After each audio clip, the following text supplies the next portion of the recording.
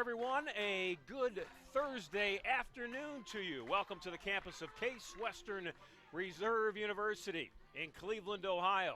And welcome specifically to this field, Mather Park, home of the Spartans of Case Western Reserve University and the host school for today's super regional matchup. Case Western Reserve University against Coe College. One game today. A game scheduled tomorrow, and depending on how Game 2 goes tomorrow, there could be a Game 3 tomorrow as well. 16 teams are left in softball in Division III in the country, and 2 of them are right in front of us right now. The Coe Hawks of Coe College and the Spartans of Case Western Reserve University. It will be Coe who will bat first today. The Coe Hawks on the year, 34 wins, 9 losses. They are out of the American Rivers Conference, and Coe College is located in Cedar Rapids, Iowa. Spartans of Case Western Reserve, 38-7 on the year. They are out of the University Athletic Association. This is Lexi Miskey in the circle, and it's Heather Beckenstadt at the plate, and the first pitch is inside for ball 1.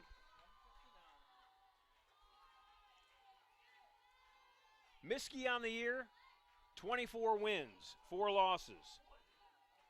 Her earned run average is 1.84. Second offering to Beckenstadt, and that's over for strike 1. Heather is the shortstop for Coe. She is one of what seems like an entire starting lineup of fifth-year players. Miskey's ready, the 1-1 pitch. And that's strike 2. Beckenstadt on the season is hitting .433. She has started in all 43 games this year for the Coe Hawks.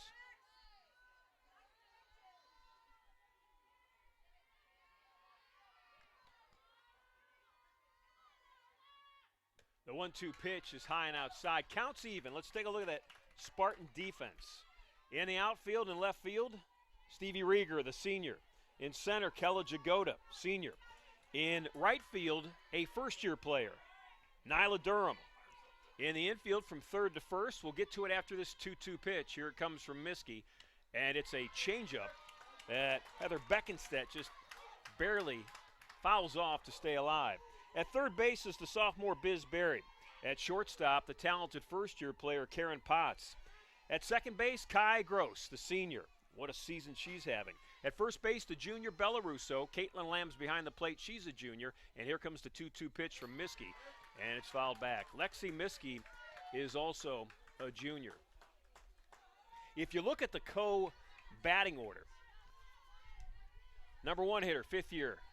Number 2 hitter, 5th year. Number 3 hitter, 5th year. 4, 5th year. Number 5, a 5th year. Number 7, a 5th year. They are a veteran-laden softball team. The 2-2 pitch, and that's a base hit up the middle. So Beckenstadt starts the game with a good at-bat, and she's on at first base. And she's on for Ruby Kapler. Kapler, a 5th-year player, is the player of the year in the American Rivers Conference. She leads that conference. Not only does she lead her team in nearly every offensive category, she leads the conference in nearly every offensive category. And Miskey's first pitch is swung on and missed. Kapler leads the conference in batting average, slugging percentage, on-base percentage, runs, hits, and runs batted in.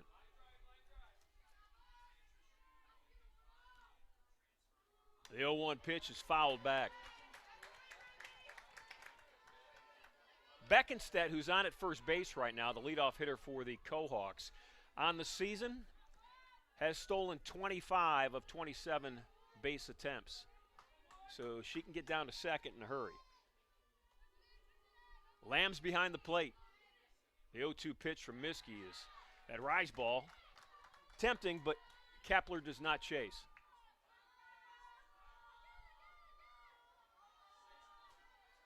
16 teams playing all across the country today. Game one of every super regional. The 1-2 pitch from Miskey. It's swung on and missed. Lexi Miskey with her first strikeout of the game. Miskey can throw the heat. And when she wants it to, she can rise it out of the line of sight. And this year, a strength and a development for Lexi in the circle is her off-speed pitch. She has developed a real nice changeup. This is Maddie Parson at the plate for the Cohawks. First pitch to Maddie's high, and it's ball one. One out in the inning. Heather Beckenstedt is on at first base.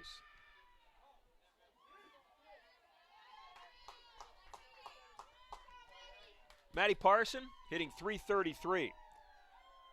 She's the left fielder for Co. The 1-0 pitch, just a little high. The count is now 2 balls and no strikes. Miskey on the year has thrown in 167 and 2/3 innings. You add the out that she has so far today, she's thrown in 168 innings. Down to the count 2-0 to Parson. And here's the pitch. Base stealer is off, and that is a stolen base as the throw goes to Kella Jagoda in center field. Potts got taken out as the throw took her into the sliding Beckenstedt.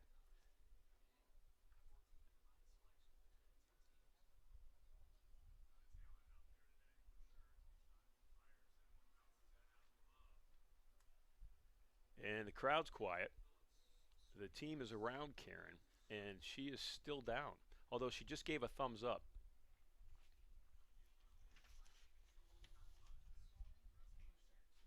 Potts is in the conversation this year for National Freshman of the Year. She has had that kind of season.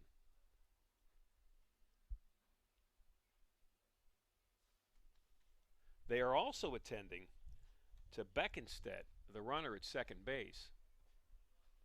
So that was a collision that nobody won.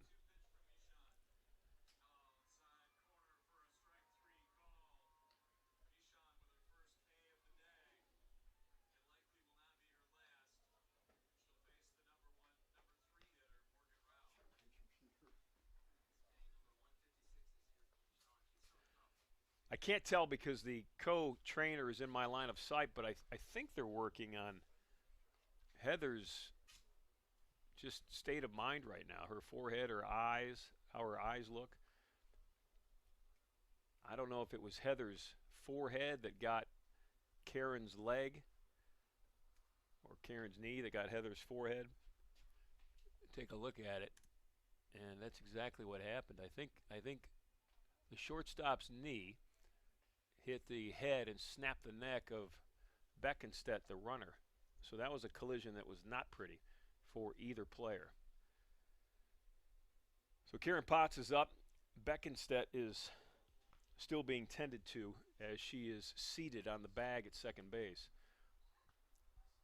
That throw from Lamb went sailing right, so sailing towards first base on the first base side of second base. And with the runner coming in and the shortstop coming over, that is a collision.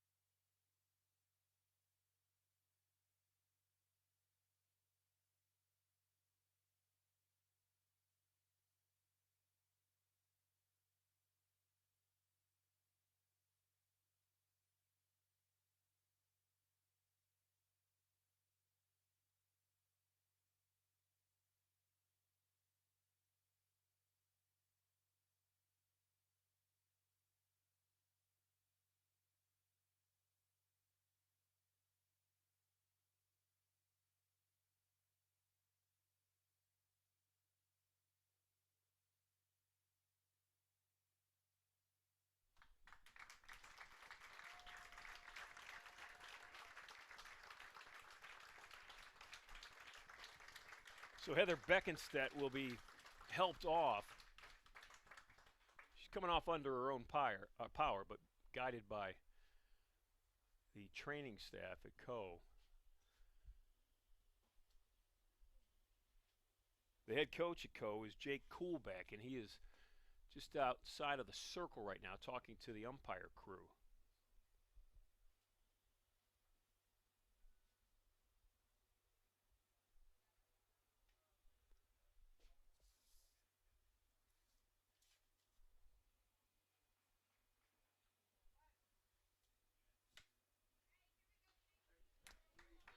So Co's going to bring in a runner. And that runner will be Nicole Wagner. Wagner's number 33. For Co, number 33, Nicole Wagner. So Wagner, number 33, is now on its second, running for Heather Beckenstedt. And we'll keep an eye on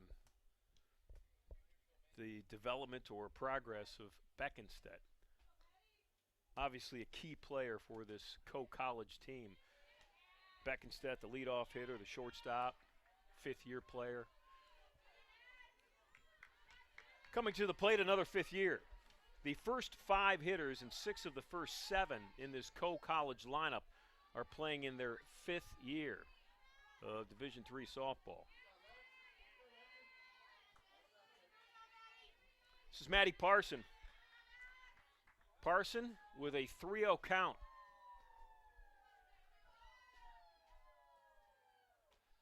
And that's a strike for Lexi Miskey.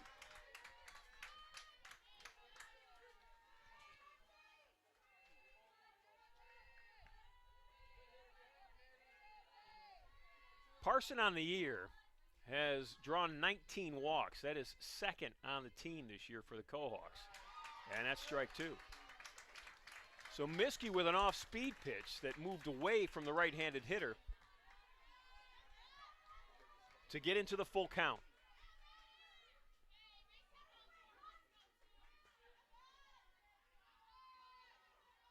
And here comes the 3-2 pitch.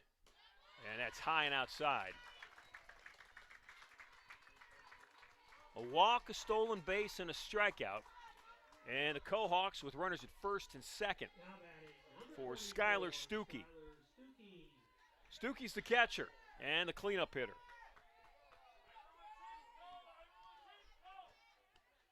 Skylar on the season hitting .333. Miskey's first pitch is high and outside. It's ball 1.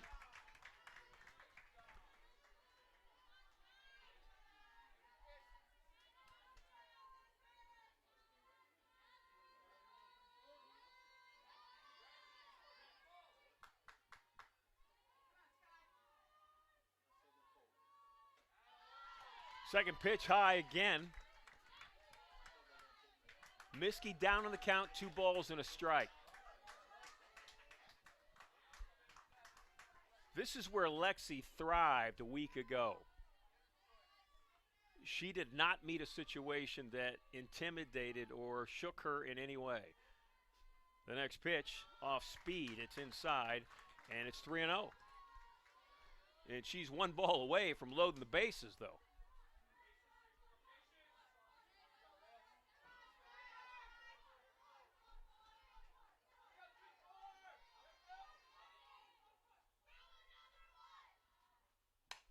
Fly ball swinging over Rieger's head. Rieger at the wall. Throw into third. 1 run will score. And I think that fooled Stevie Rieger. Hit on a line right at her. She misplayed it a little.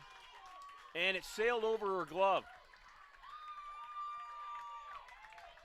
So swinging on a 3-0 pitch was Stuckey. And it paid off. She hit a double to the wall in left field.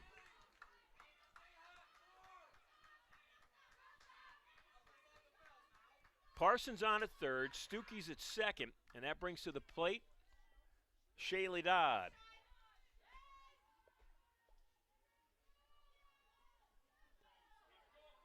Miskey and her teammates conferencing in the circle. Now batting, number 4, Shaylee Dodd. Shaylee Dodd, the third baseman, fifth-year senior. Number 3 hitter on the team, batting average-wise this year. Shaylee's hitting .376 out of that left-handed batter's box. Miskey with some work to do. 1 out, 1 in, 2 on. Here comes the pitch.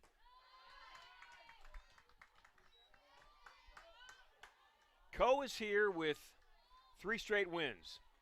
They swept the NCAA regional held in DePaul, or at DePaul University a week ago. Beat Baldwin Wallace, beat St. Mary's, and beat the host school, DePaul. 3 straight wins. Pop up, infield. Potts, the shortstop, shielding her eyes from the sun, and that one almost fell out of her glove.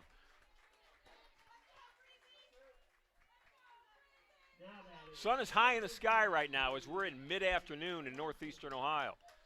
Potts without sunglasses fought hard to catch that one. So there are 2 outs, and now Bree Mangelson is at the plate. And to bring the sunglasses out.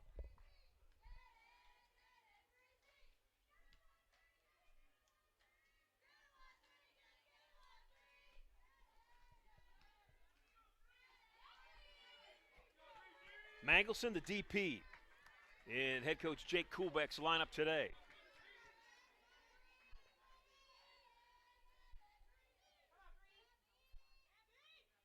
Pitch inside underneath the hands of Mangelson. That's ball 1. Bree on the ears hitting .250.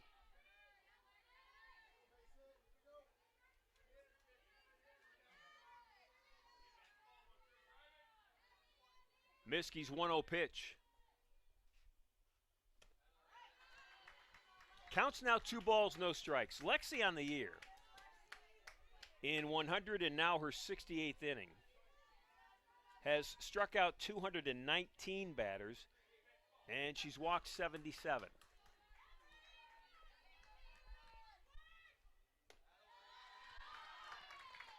That pitch is called high. It's now 3 balls and no strikes.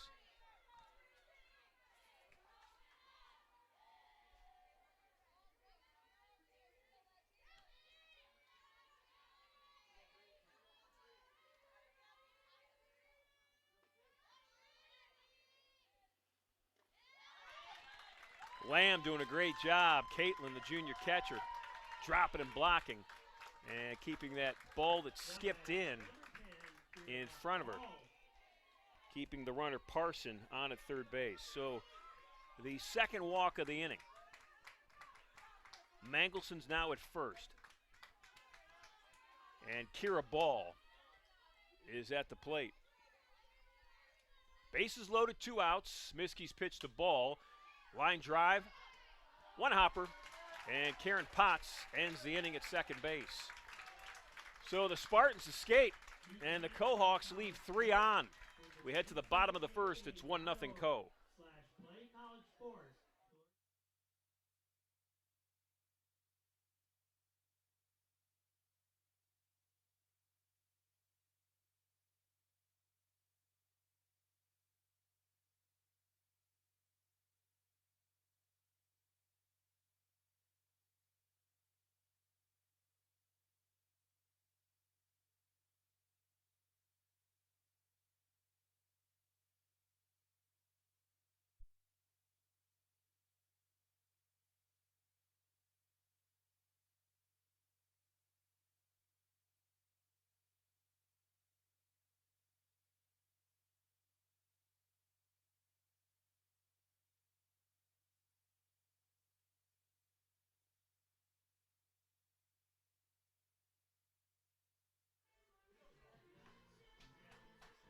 So as Co lines up defensively in this bottom half of the first, they will have a new shortstop as a Co-trainer comes across the field behind home plate and into her dugout with a bag of ice.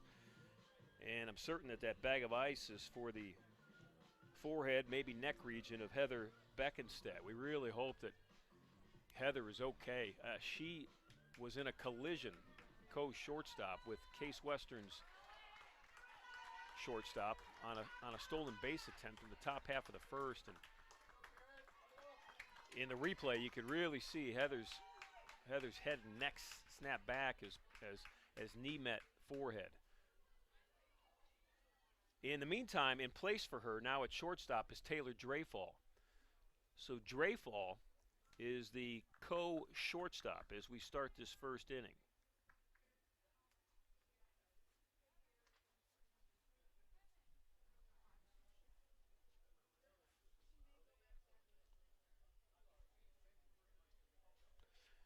With the umpires along the third baseline is Co's head coach Jake Kuhlbeck. And I'm just guessing, but I'm guessing he's probably talking about the situation with Beckenstedt and his substitution with Dreyfall. Just to be clear as to what he can and cannot do as the rest of this super regional game goes on.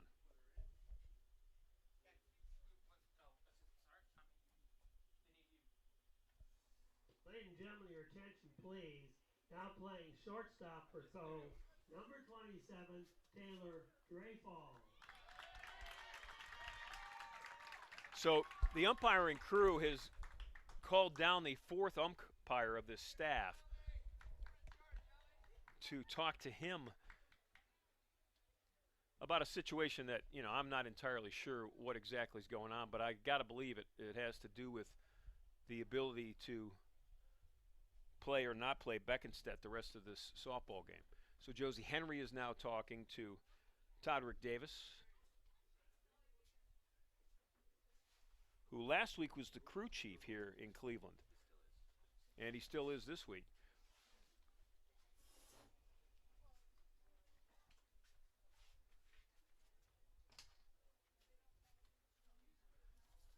And what Todrick's called for, and Daniel Abernathy, the fourth umpire, the alternate umpire in this game, is bringing is the NCAA rule book.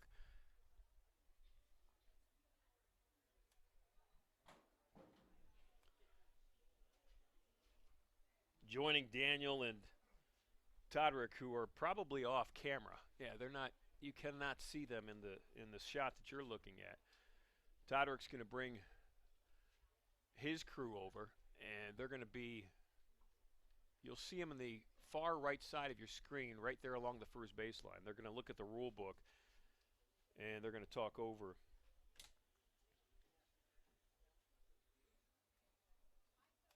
the current situation.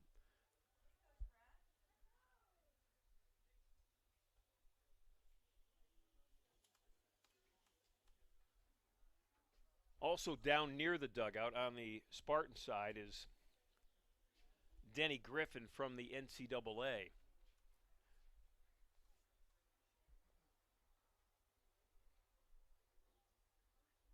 So this game has started slowly. There was the collision on the stolen base at second base, and now the investigation are looking over to make sure everybody knows how they move forward.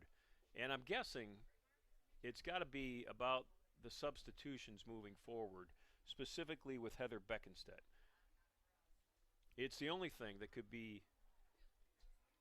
being talked about by both head coaches and the entire umpire crew.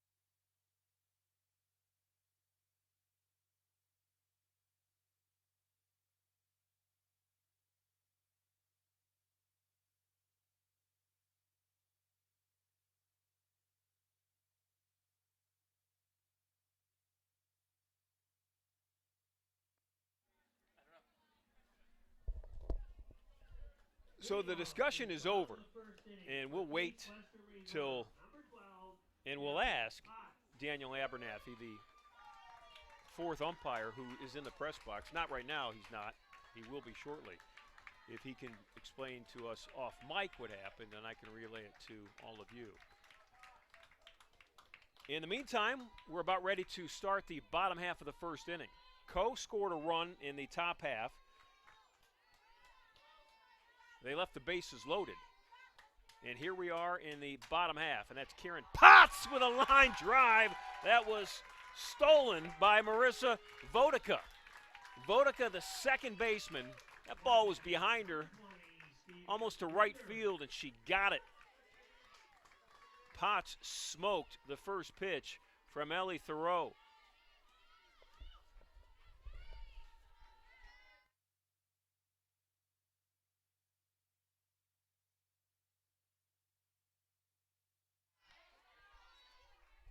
So that brings to the plate senior left fielder Stevie Rieger. Rieger on the air hitting an even 400. This is Ellie Thoreau in the circle. And the count is 2-0 on Rieger. Thoreau on the year, 18-4. She is clearly the ace of the Coe College pitching staff. 2.19 earned run average, and that pitch is inside, and it's a ball. Count moves to 3-0. So Rieger in the hitter's count. The last time we saw a 3-0 count in this game that's in its infancy was to Skylar Stuckey, the number 4 hitter for Coe, and she swung on it and hit a double over the left fielder's head. And that one's high and outside. It's a ball. So Rieger walks. Stevie would be down at first base with 1 out. And that will bring Kai Gross to the plate. Gross, the left-handed hitting second baseman, the senior. And what a season Kai Gross has had. Kai leads the team in hitting at .430. The first pitch from Thoreau is a ground ball quickly to second base. That could be a double play, and it is. No, safe at first. It was tight. That ball was hit hard on one hop, and that's really what created the opportunity for Vodica and Dreyfall, the shortstop, to get a 4-6-3 double play, but Gross beat it out. So Rieger's out on the force out, 4-6 at second base, and Kai Gross is on at first on the fielder's choice. That brings Bella Russo to the plate. Russo, the junior first baseman. First pitch to Bella's off speed, and it falls in for strike 1. Thoreau on the year, 89 strikeouts and 48 walks in 134 innings pitched. Checks the pitch, throws the pitch. Gross is running, throw down, slide safe. Kai's in scoring position at second base. For Kai Gross on the year, that is her 23rd stolen base. Only been caught 4 times.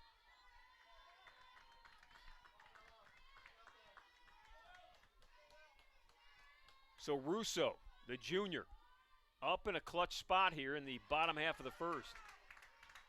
Count is now 2 balls and a strike. Bella on the season hitting .320. She's got 25 runs batted in. Thoreau's pitch on that outside corner, beautiful pitch, evens the count at 2. 2 balls, 2 strikes, 2 outs, and a runner at second in Kai Gross. 1-0 Coe, bottom of the first in the Super Regional here in Cleveland. Thoreau with real nice control, just moved that a little bit further outside, seeing if she can get that call. It was too much in the right-handed batter's box, and the count is now full, 3 balls and 2 strikes.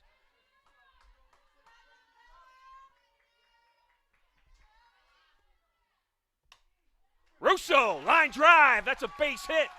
Scoring will be Gross. Kai's going to go to second, and Bella Russo checks in with a double. Look at Russo celebrate. A 2-out run-scoring double to tie the game.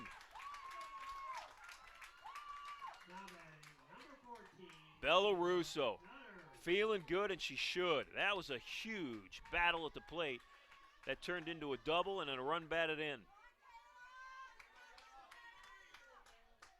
Game is tied. We expect this series to be a great series. There are only 16 teams left in Division III, so you would think that every series across the country right now, they all start today on Thursday, all the super regionals, would be great matchups. Co is 34-9, Case Western Reserve 38-7. Thoreau in the circle. The 1-0 pitch to Kayla Nutter. Little high, 2 balls and a strike.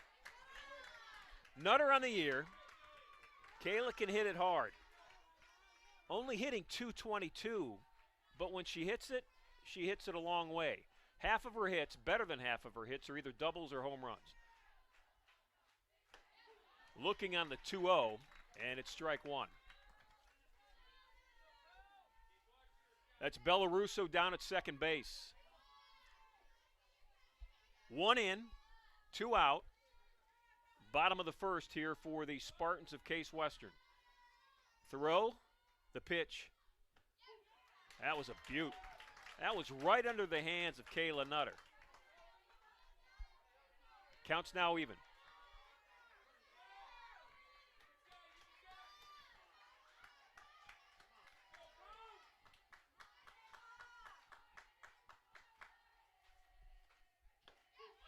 And Nutter looks at strike 3. Spartans get the run back. We're tied at 1. We'll head to the top of the second next.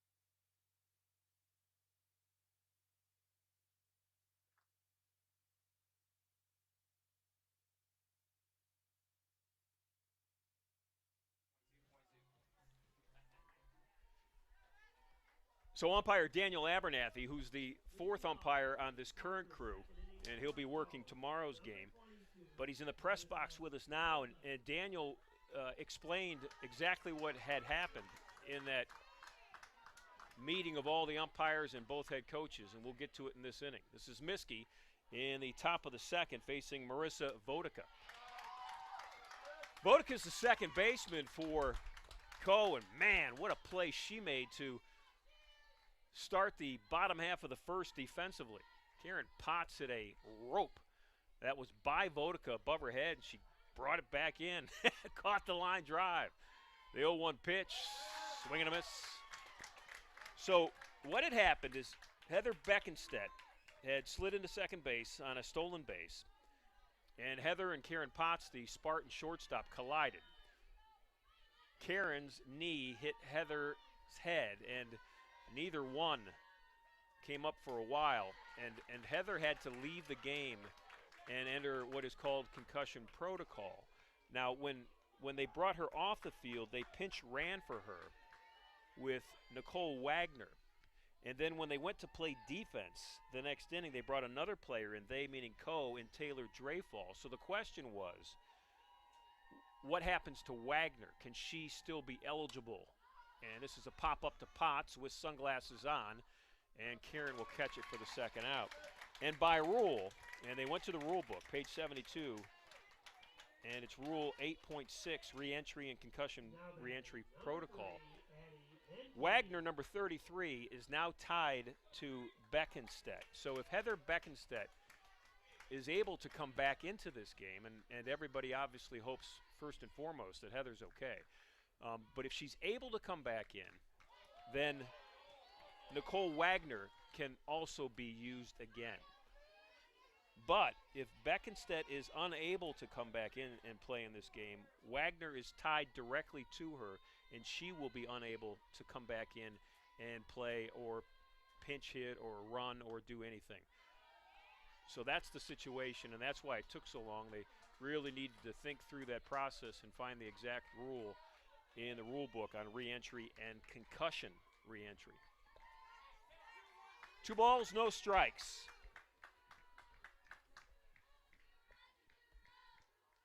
Pop-up, Biz Berry in foul territory. Third base line has it, and there are now 2 outs in the inning. So Miskey with 2 pop-ups. And that brings up the top of the order. Now hitting in the top of the order for Co is Taylor Dreyfall. This is Dreyfall's 7th at-bat of the year. Co has played now in their 44th game, and this is Dreyfall's 7th at-bat. And swings at a high strike. Now, obviously, she's replacing what Co considers, and especially their coach, Jake Kuhlbeck, one of the best players in the country, and Heather Beckenstedt. So, naturally, Taylor would not get a lot of at-bats if she's backing up a player the stature of Beckenstedt. And that's strike 2 foul back. In Taylor's 6 at-bats this year, she's got 1 hit. Now, she scored 10 runs, which obviously tells you statistically that she has been a pinch runner often in the Co mix of players that make up a team. Here's the 0-2 pitch. And Dreyfall will lay off the Miskey rise ball. Counts now 1 ball and 2 strikes.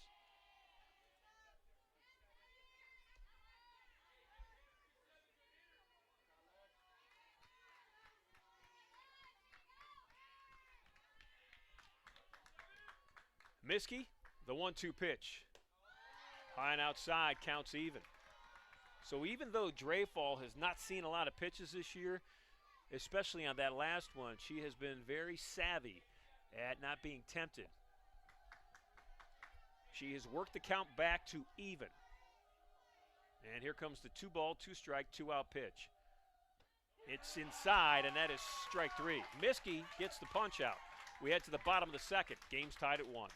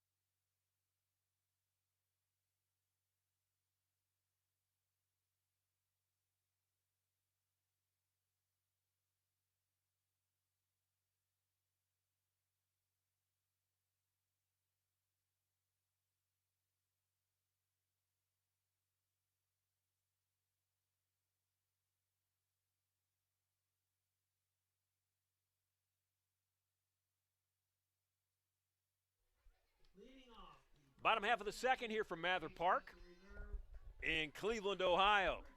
Super Regional. It's a good one. Game's tied at 1 as we head into the bottom of the 2nd. And this will be the catcher, Caitlin Lamb, that'll lead it off for the Spartans. Lamb had a big hit last weekend in the Saturday games. Case Western won on Thursday. They beat Penn State Barron. They lost in the first game on Friday to Calvin. Then they beat Dominican in the second game on Friday to earn the right to play Calvin twice on Saturday. But they had to beat him in the first game to get an opportunity to play the second game. So the Spartans had to come all the way back. And they did. They won 2 against Calvin on Saturday. And that's what has them here today against Co. And Lamb was a big part of it, not only defensively, but Caitlin had a real big hit in those 2 Saturday wins.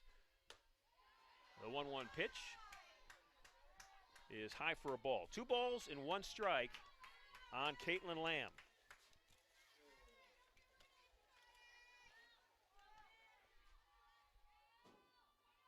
Ellie Thoreau in the circle. Lamb, line drive, left center field, deep, gone! Caitlin Lamb with a laser beam over the wall, and the Spartans take the lead.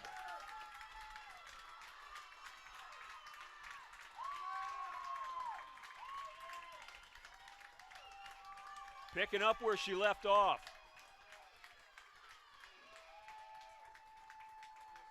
That was the only question mark with that one, was whether it would stay high enough to clear the wall. That was hit on the screws. Always wondered where hit on the screws came from, because there aren't any screws in a softball or a baseball or a bat for that matter. But it's a common term, hit on the screws. Is it a golf term, though? Because, you know, they used to put the facing of the – Otto, you remember those old what were they called, those old woods that you used back in the 1800s? What were those called? Persimmon woods. Persimmon woods. Maybe that's where the hit on the screws came from.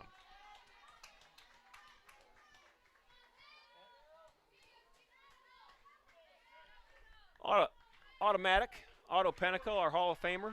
British Open champion, what, in 1875, Otto? Was that? Yeah.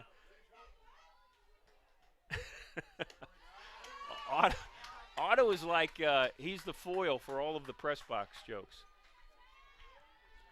Otto's the public address announcer and is a Hall of Famer here at Case Western Reserve University. Spartans up 2-1. We're in the bottom of the second. And there's nobody out. And Biz Berry's at the plate. She's up in the count, 3 balls and a strike. Berry, the sophomore, third baseman. Outstanding defender for Coach Henry. Looking to get on base.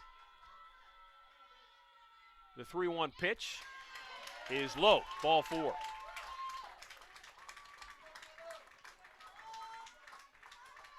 I bet you, Otto, that's where the hit on the screws came from. Persimmon woods. Is that where it came from? The drivers, the persimmon woods, the wood woods that actually had screws right on the face. Fast Eddie Karakis, the sports information director, researcher of everything, has confirmed. So Barry's on. There's a bunt. Jagoda down with it. Jagoda running out of the box is out at first, and a nice play by Shaylee Dodd, the Quahog third baseman.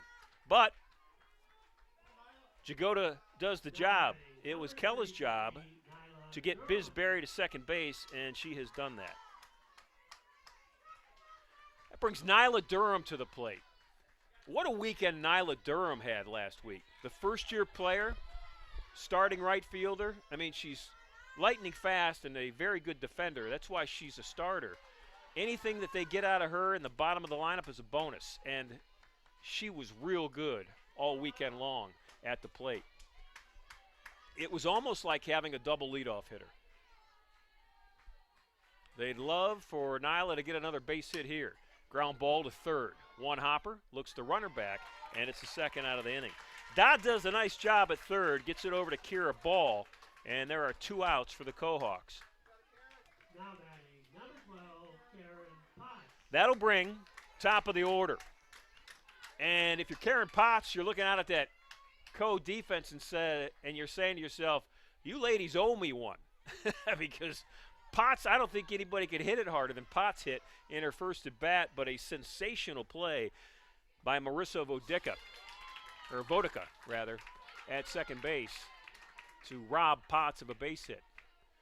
Karen loves to swing at that first pitch. If you're an opposing pitcher and you do any type of research, any type of tape study on games, and you study Potts, you know she's going to swing at your first pitch. Second pitch, she's swinging again, and this one's fouled off. No balls, 2 strikes to the leadoff hitter. Runner out at second is Biz Berry. Spartans have taken a 1-run lead here in the bottom of the second, and they have taken it on a Caitlin Lamb leadoff home run. Potts trying to get one more in. Here comes the 0-2 pitch. Potts line drive, and that's 2 line drives with 2 outs for the shortstop. We head to the top of the third. It's 2-1 Case Western. The NCAA.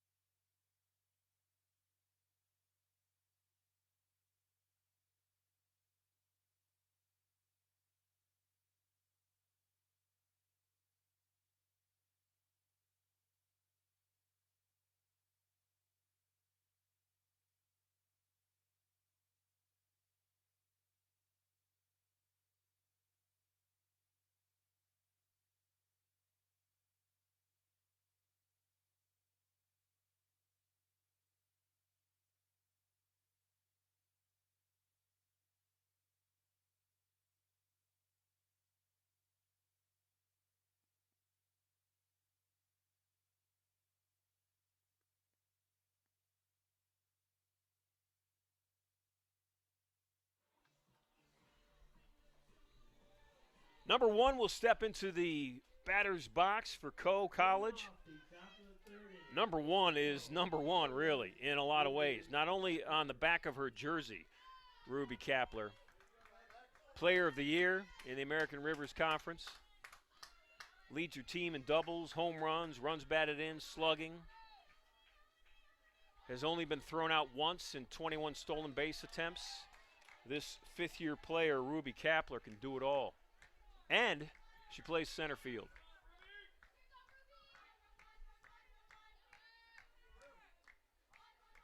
Miskey in the circle.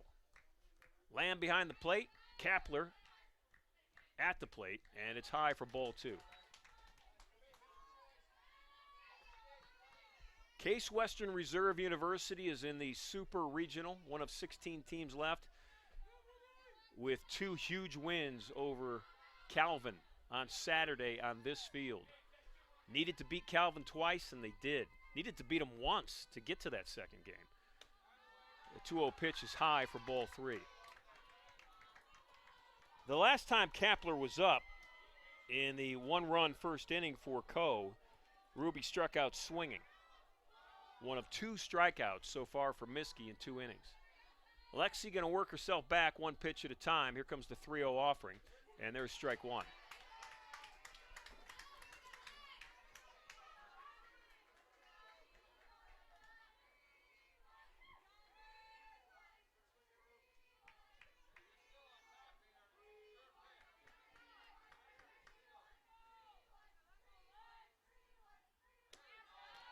Miskey's high, that's ball 4.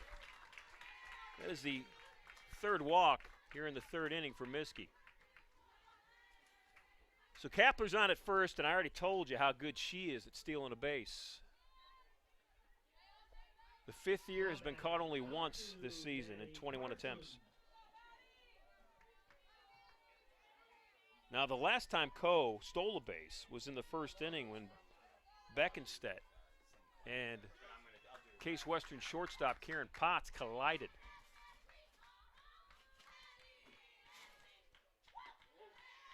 First pitch is a called strike to Maddie Parson. Parson walked in her first at bat, got all the way to 3rd and was stranded there.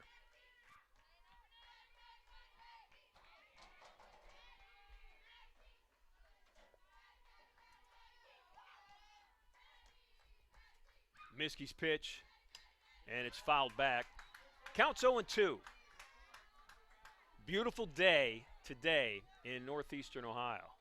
Last night was a lightning show along Lake Erie that was second to none. It was fantastic. We had severe thunderstorm warnings all throughout northeastern Ohio. The 0-2 pitch, off speed. Frozen at the plate was Parson, and the pitch was just a little bit high. It's 1 ball, 2 strikes.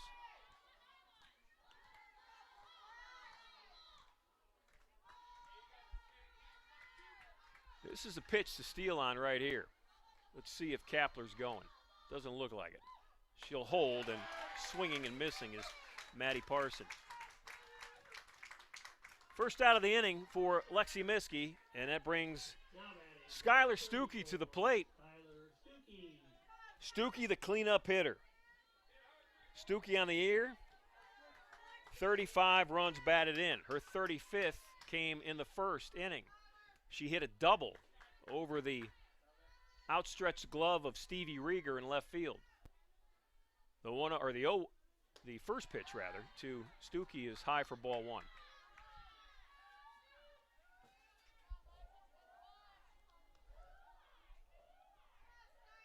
Spartans up 2-1. Top of the third here. Both teams with 2 hits. Coe scored in the first. Spartans scored 1 in the bottom, 1 in the bottom of the first, and 1 in the bottom of the second. That off-speed pitch, Miskey wanted it, didn't get it. Counts 2-0. Lexi last weekend pitched through over 500 pitches. The 2-0 pitch, fouled back.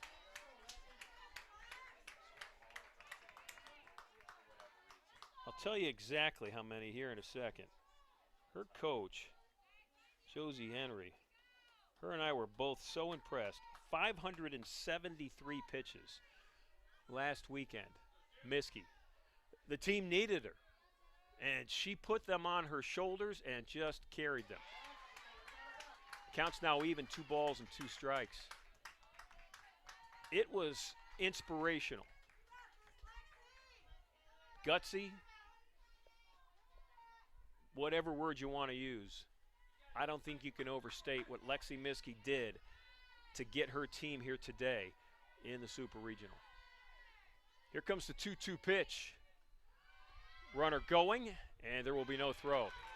Great jump, ran on a good pitch, an off-speed pitch in the dirt, and Caitlin Lamb didn't even have a chance. So Kapler successful again at stealing a base on the season for Ruby. That's 21 of 22. And that puts a runner in scoring position for Skylar Stuckey. Counts full, so Stuckey is going to look for a good pitch to hit. She swung at 3-0 last time, hit a double. Here comes the 3-2 pitch. Swinging and missing, and that's a huge strikeout for Miskey. Miskey got her high and away. It's exactly where a big hitter like Stuckey likes it. Extend those forearms, get that power going, and Lexi threw it by her. 2 outs, Shaylee Dodd now at the plate. Dodd, the left-handed hitting third baseman. Shaylee popped up to shortstop in her first at bat. Miskey's first pitch. It's ball one. Dodd on the year hitting .376. Her 47 hits are the third most on this team that hits .333. The 1-0 pitch, showing bunt, pulling back, and it's a called strike. Beautiful off-speed pitch on the outside part of the plate, Miskey to Lamb. Counts even at 1. 2 outs, runner on at second. The runner on at second is Kapler. Ruby, the number 2 hitter, walked and stole that base.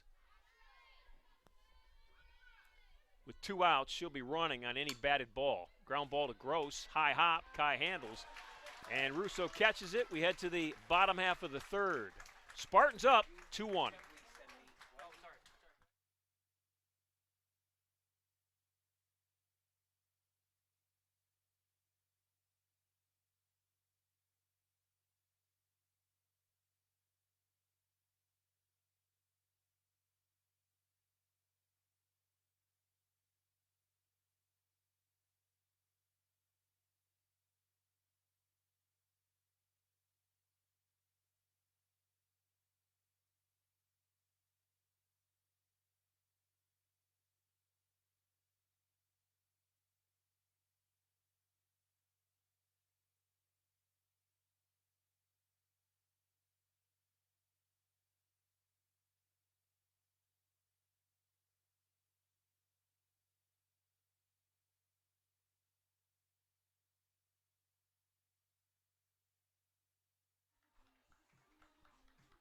Spartan head coach Josie Henry walking in front of home plate right now on her way to the third base coaching box. Josie in her 14th season leading this softball program at Case Western. The former Division II All-American pitcher, Josie at Ashland University, has won 369 games at Case Western, only 176 losses. No coach in the history of the softball program has won more games.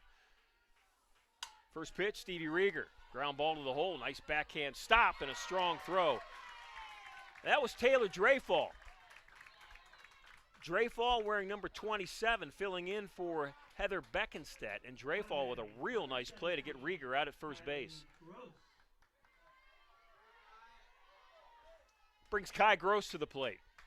Gross on Saturday in a tight game with Calvin hit one over the scoreboard in right field.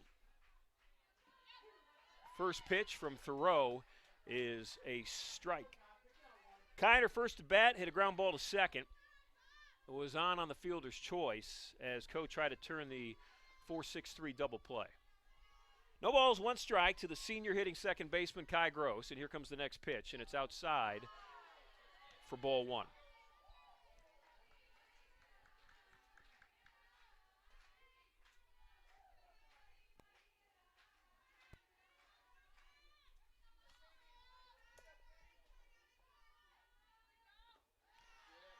Ball in the dirt, nice stop by Skylar Stuckey, the fifth-year catcher. There are fifth years all over this field right now for the Cohawks. One in left, one in right, one at third, one on the mound, one behind the plate, one at first base. That pitch is outside. Counts now 3-1.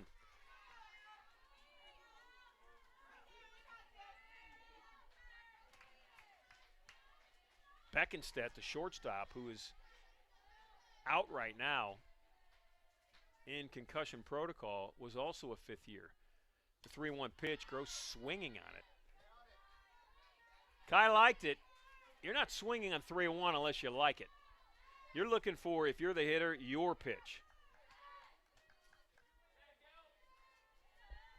Now it's a little different. On 3-2, you can't be so selective. Anything close, you got to guard that plate, protect it. Here comes the pitch from Thoreau. Gross pop fly, center field. It's going to stay in the park at the track, and that's the third out of the inning. Ruby Kapler out there to catch it. Actually, second out of the inning. Pardon me, I had the Spartans heading back to the dugout. Gross just missed that. As much of a pop-up as it was, it still got to the warning track. So here's Bella Russo with a huge clutch. Huge and clutch, same thing, I guess. 2-out hit in the first inning to score a run. Russo, the junior first baseman, hit a double down the right field line in her first at bat, and that double scored Kai Gross.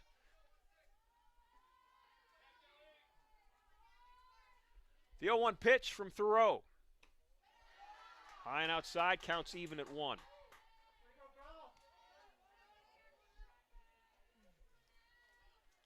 Russo with 26 runs batted in.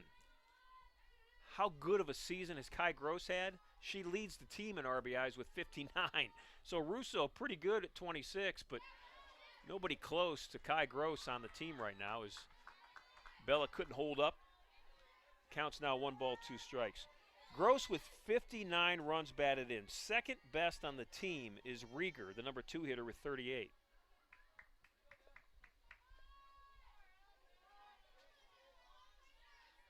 This is Russo at the plate. 1 ball, 2 strikes, 2 outs. Here comes the pitch from Thoreau, and the heater is high. Counts even. If you're wondering, Russo is not a power hitter. Bella has just 1 home run on the season.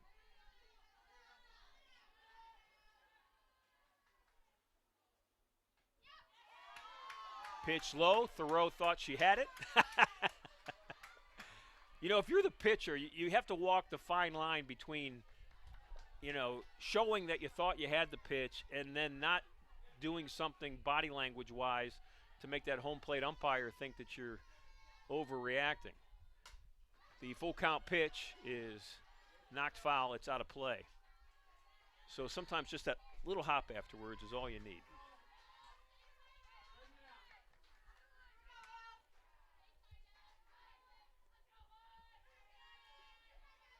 Russo in the left-handed batter's box. Stuckey behind the plates, ready for the pitch. Here comes Ellie Thoreau's 3-2 offering. Russo back up the middle, and it's underneath the glove of the second baseman, Vodika, and into center field. I was hesitating because Marissa Vodika moved quickly to her right towards the second base bag and almost made a real nice backhanded play. That's a base hit for Russo. Solid single to center. And with 2 outs, Bellarusso is now on. Coach Henry's going to talk to Kayla Nutter. Josie's got her right hand on Kayla's left shoulder.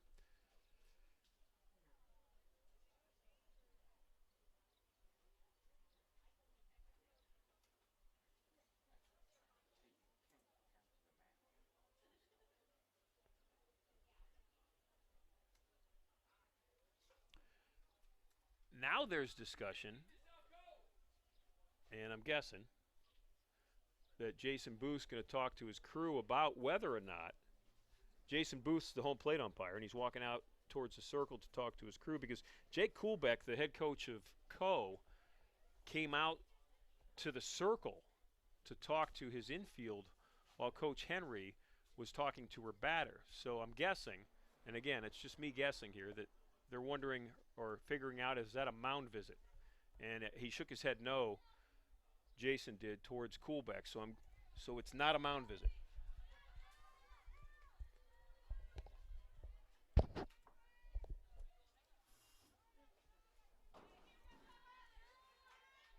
So here's the situation. 2 outs in the inning. We're in the bottom of the third. It's Russo on at first. Kayla Nutter's at the plate. Nutter got caught looking in her first at bat to end the first inning.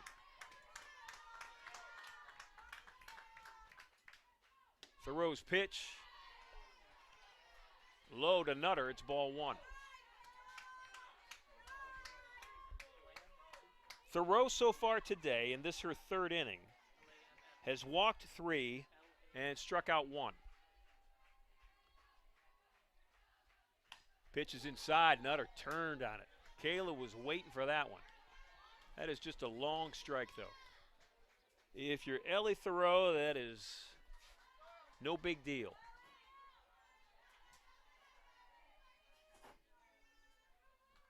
Looks into the dugout of her team, shakes her head, comes to the rubber, throws the pitch. It's outside. Russo thought she was going to go, came back, and quickly up on her feet was Skylar Stuckey. Stuckey got out of that catcher's crouch in a hurry.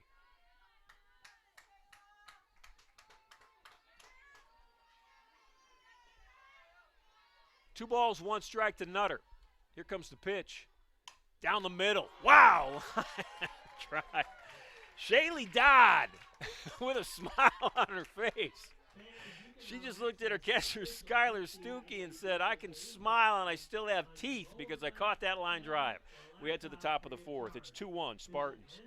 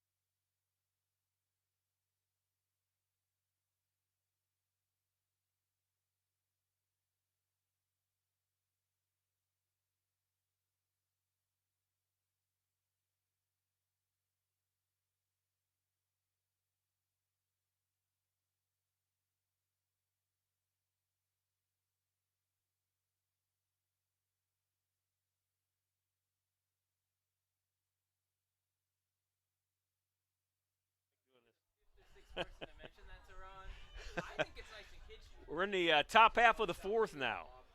And Co will come to the plate. They'll bring up Bree Mangelson. Bree will be the first hitter to face Lexi Miskey in this 4th inning from Mather Park. It is 2-1. Spartans over the Co-Hawks. Mangelson at the plate walked in her first at bat back in the 1st inning. Miskey's first pitch is on the outside part of the plate for strike 1.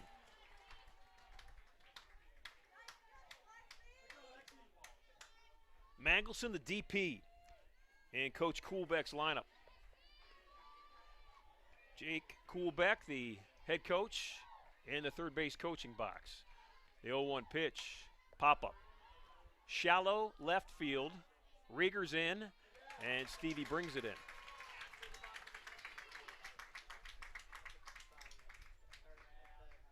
So Mangelson's out with a fly ball to left, and that brings Kira Ball to the plate.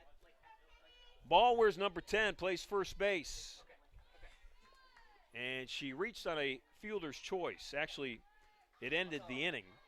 She hit a ground ball up the middle to Karen Potts at short, and Potts stepped on second base to end the inning. That's a base hit. Could be a double if Durham doesn't get to it. Nyla got to it, fell, and is back up. There's that speed that I talked about with Nyla Durham.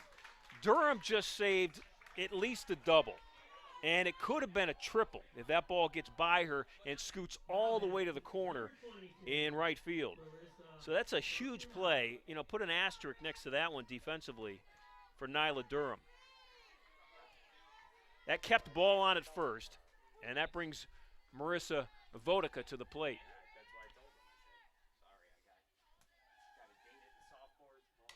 Pop-up in the infield. Potts with her left hand in the air, shielding that sun. Actually, it was her right hand. Caught it with her left hand, and there are 2 outs in the inning. So Vodica pops up for the second time to Karen Potts. And that brings up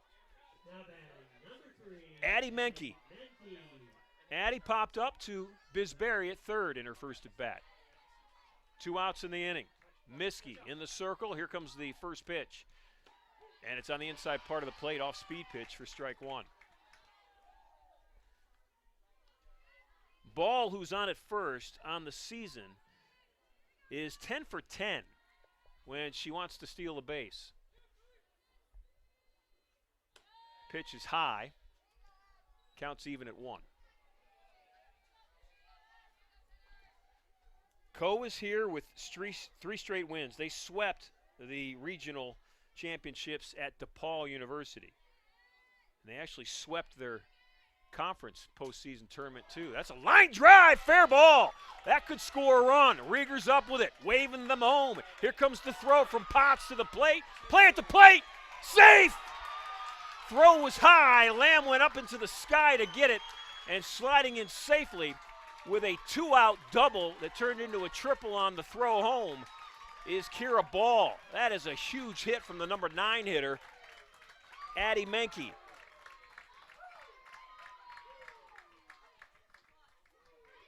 Tied the game at 2. Boy, if Potts' throw is down, there's an out at the plate. Throw took Lamb high and over her right shoulder, and she had to come all the way back down for the tag, and sliding safely was Kira Ball.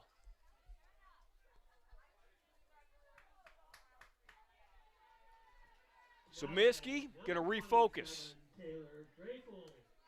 Dreyfall is at the plate, the leadoff hitter. Addie Menke's at third base.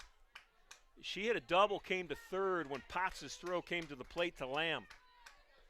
So she is 60 feet away from a go-ahead run. Miskey's first pitch. Dreyfall liked it, fouled it right back. Again, the storyline here with Dreyfall. Taylor Dreyfall came into the game in the bottom of the first, actually, to play defense, to sub in for Heather Beckenstedt, Coe's starting shortstop, who was injured on a slide into second base. Next pitch, bunt, and it's foul. Count will go to 0-2. And Dreyfall has stayed in the game. No word on Beckenstedt from that Coe dugout, but we were hoping the best for Heather Beckenstedt.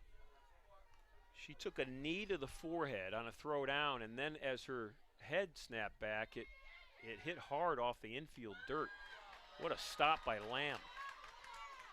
Because ready to score, come home on a wild pitch was Menke. Lamb just saved the run. That rise ball really took off on Lexi Miskey. So Taylor Dreyfall adjusts her grip on her bat, steps into the box. She's ready to go. So is Miskey. And here comes the pitch to Lamb. And it's a off-speed pitch. Swing and a miss. Miskey has a strikeout, but Co ties the game. On a huge two-out double by Addie Menke, it's 2-2 as we head to the bottom of the fourth.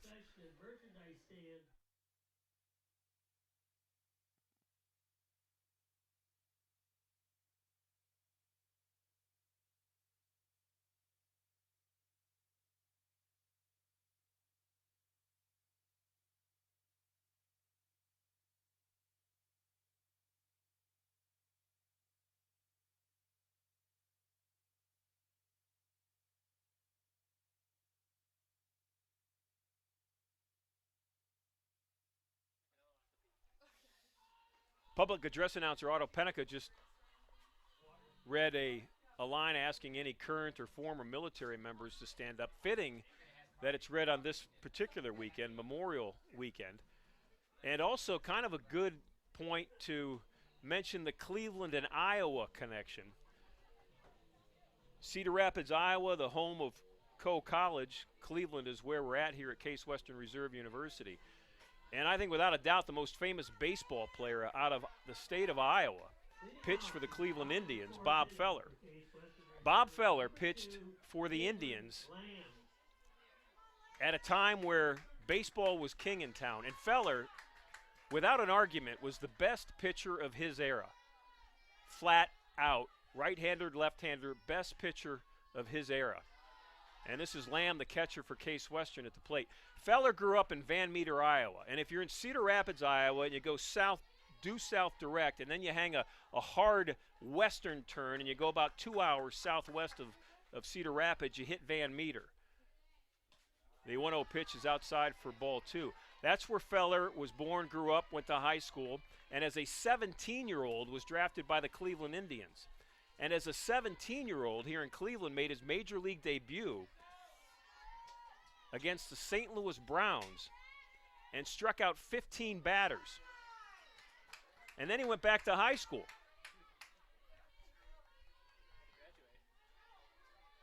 He eventually did graduate. And he's a Navy veteran, too. I mean, it really ties in. The 3-0 pitch to Caitlin Lamb's ball 4. So Bob, in his heyday, right after December 7th, 1941, when Pearl Harbor was bombed, 2 days after, Feller's an outstanding pitcher already in the major leagues at this point. He volunteers for the United States Navy, says, take me to war. He doesn't get discharged until 4 years later. So in his prime, Feller misses 4 years of Major League Baseball because he volunteered to fight for the United States in World War II, and he was a gunner on the USS Alabama. And I talked to Feller years later, and he said he acquired a high scope, a high-resolution scope, acquired it from the USS Alabama, brought it back to Cleveland. Otto, he put it in the center field scoreboard, and the Indians used to steal opponents' signs with a high-powered scope off the USS Alabama. And I asked Feller about that, and Bob, and I'll try to do Feller's voice, he goes, wow, all's fair in love, war, and a pennant race. So there's the Bob Feller, Van Meter, Iowa, Cedar Falls, Iowa, Cleveland, Ohio, Memorial Day weekend, military service connection. Wrapped it all up. That's Biz Berry showing bunt with Lamb on at first. Oh, Jordan Manwarren is in to run. Fast Eddie Caracas. So Jordan is on at first. And at the plate is the sophomore third baseman. The 1-0 pitch. Berry will pull back. It's ball 2.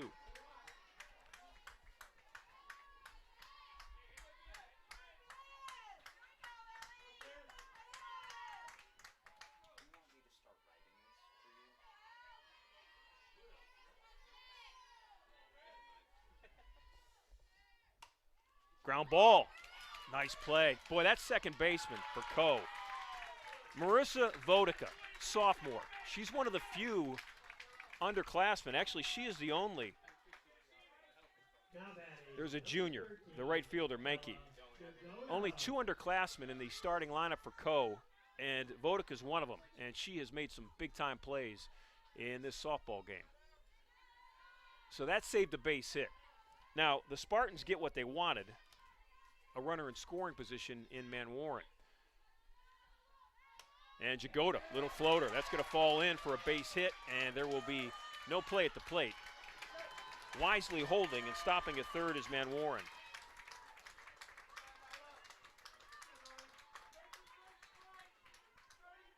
So Jagoda with a base hit to left.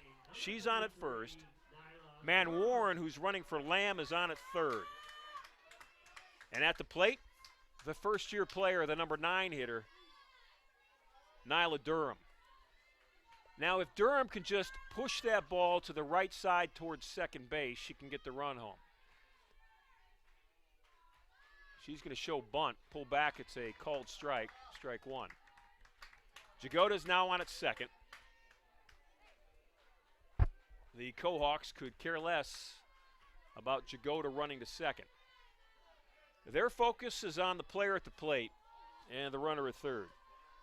It's Manwarren at third, and it's Durham at the plate. And here's the 0-1 pitch. Pop-up. That is not what the Spartans needed, but it's exactly what the Cohawks got. It's what they wanted and got it. That is a big out for Co. And here's an interesting matchup. Leadoff hitter Potts, who's hit 2 line drives. One real hard, another one kind of a fader. One at second, one to third. She's 0 for 2. And she's at the plate with 2 runners on and 2 outs. So Jagoda will score from second because she's going to be off and running if Potts can get a base hit. And that's a little soft ground ball, and everybody's going to be saved. So Co wants a runner's interference.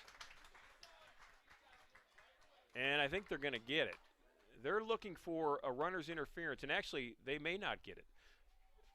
They're looking for Jagoda getting in the way of Dreyfall as Jagoda ran from second to third.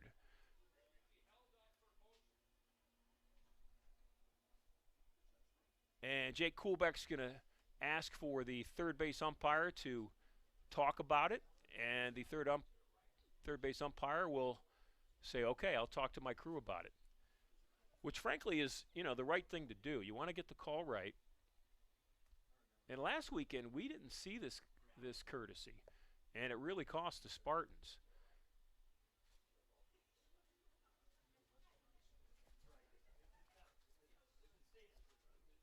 It's William Cementelli, the third base umpire, talking to his teammates on the crew, Todrick Davis and Jason Booth.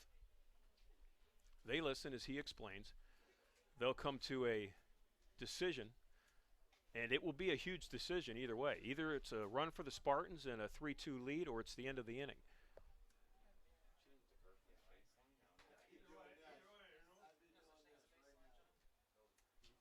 Body language-wise, Cementelli looks pretty confident in his call. I mean, he's explaining it with what I would consider confident body language, like he's sure of himself.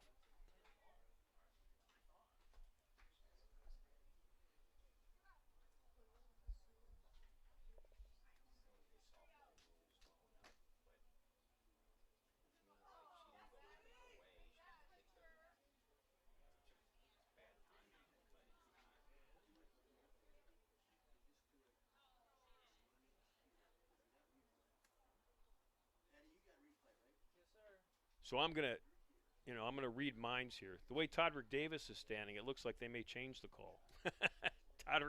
He's got his hand over his mouth. He doesn't want anybody to read it. They're gonna say everybody's safe.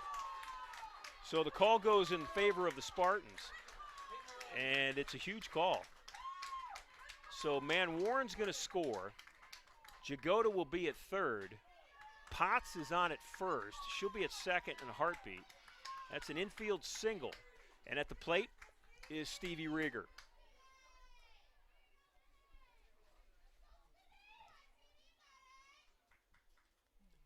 I love the fact, though, that they got together and talked about it. Because, I mean, I think everybody would agree that everybody wants the right call to be made.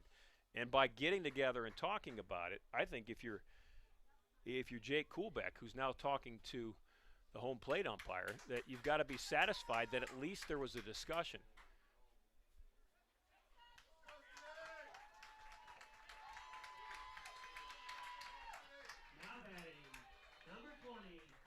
This game's had a little bit of everything. It's had a really, really awful-looking injury. It's had a long discussion about a rules interpretation based on an injury that had a concussion involved. And now this. The first pitch to Rieger. And Potts is on at second. It's ball one. Now Rieger can hit it. I mean, Stevie can really get into one if she gets the pitch she wants. She's 0 for 1 today. She walked in the first, grounded out to shortstop to lead off the third. On the season, Stevie's hitting an even 400. And she's second on the team with 38 runs batted in. Here comes the 1-0 pitch. And it's right at the knees for strike one. 1 ball, 1 strike to Rieger. Potts at second. Jagoda is on at third. Rieger's the number 2 hitter in this Spartan lineup, and they're up a run, would like to make it up 3. Rieger, line drive, and that's going to do it. Rieger's 2 out, single to center, scores 2, and the Spartans are up 3. It's 5-2.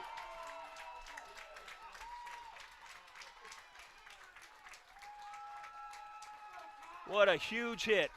You know what? Stevie Rieger just stayed patient. She didn't try to do anything special. She took that outside pitch and she just pushed it to the second base side of center field. Number 17, Kylie Gross.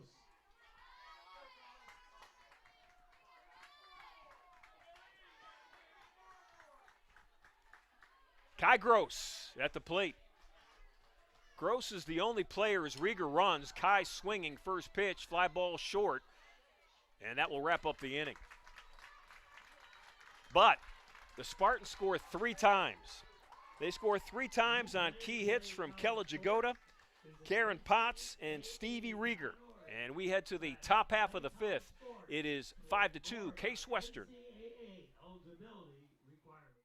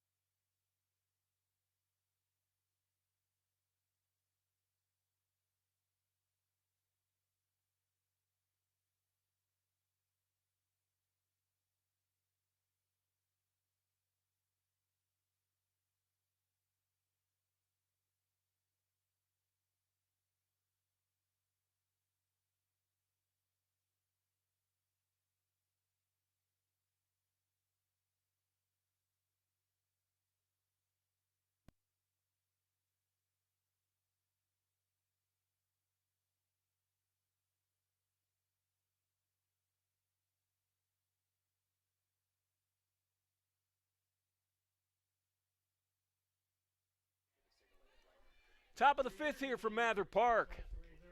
And leading off for Co.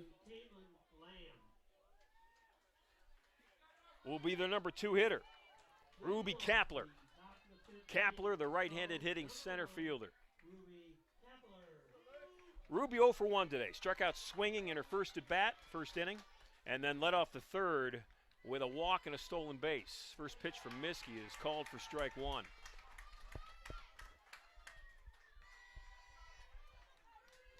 Berry's at third, Potts at short, Gross at second, Russo at first. Lamb behind the plate. Here comes Miskey in the circle with the 0-1 pitch, and it's high and inside. Swinging strike. Counts 0-2.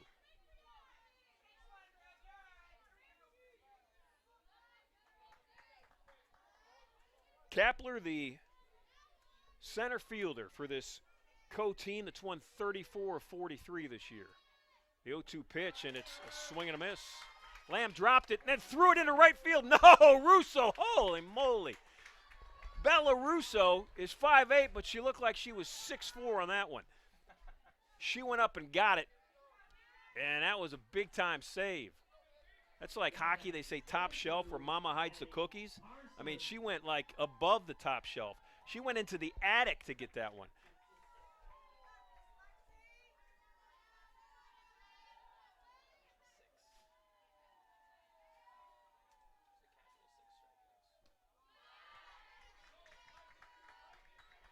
Maddie Parson, the number 3 hitter, now at the plate.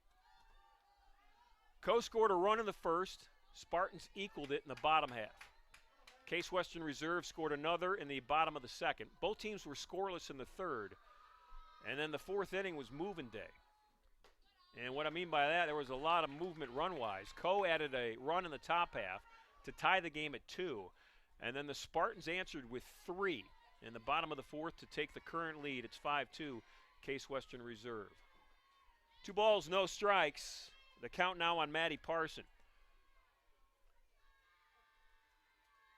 Miskie's pitch, and that's a pop-up. And that's to Durham in right center field. Nyla fighting that sun.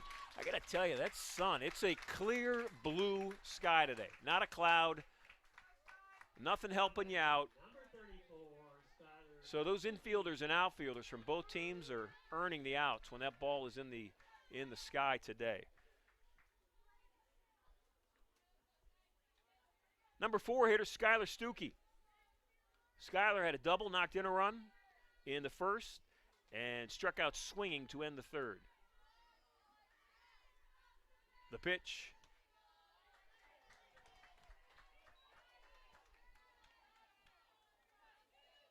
Skylar on the year leads Co with 8 home runs. Maddie Parson, who just popped up, is second behind Stuckey with 6. Ground ball, that's a base hit. Quick 2-hopper through the infield. Another solid shot from the cleanup hitter. So with 2 outs, the Co-Hawks have a runner on.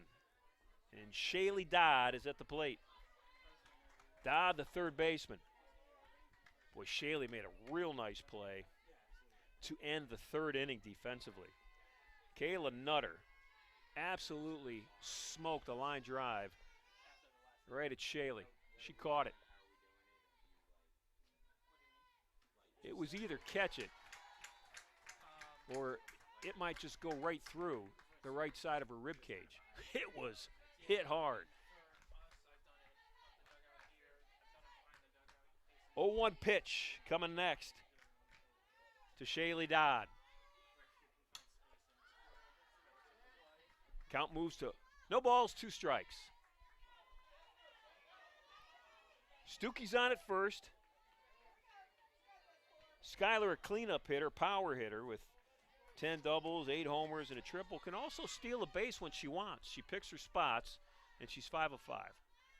That's smart base stealing. And she's going to go on a pass ball. So she's now in scoring position.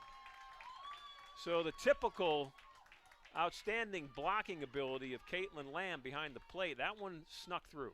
That's the first time I've seen one sneak through Caitlin Lamb. And that puts a runner on at second. 1 ball, 2 strikes. It was the right pitch on an 0-2 count. See if you can get that hitter to chase a bad pitch. And here comes the 1-2 pitch. Outside, 2-2. So Miskey has tempted Dodd with up in the count 0-2, threw one in the dirt. Dodd looked at it. Threw a fastball away. Dodd looked at it. Dodd has earned the right to face this pitch. 2 balls, 2 strikes, here it comes. Did she go? They'll check third. And she did not. The count moves to a full count. Miskey dancing around the plate right now with Shaylee Dodd. Does she come at her with heat, or does she drop in that changeup? We'll find out.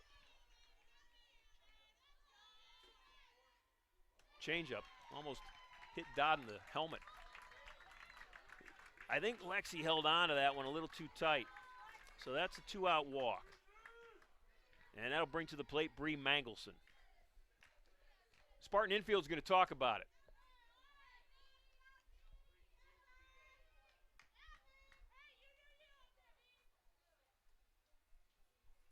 Josie Henry, their head coach, is going to come out.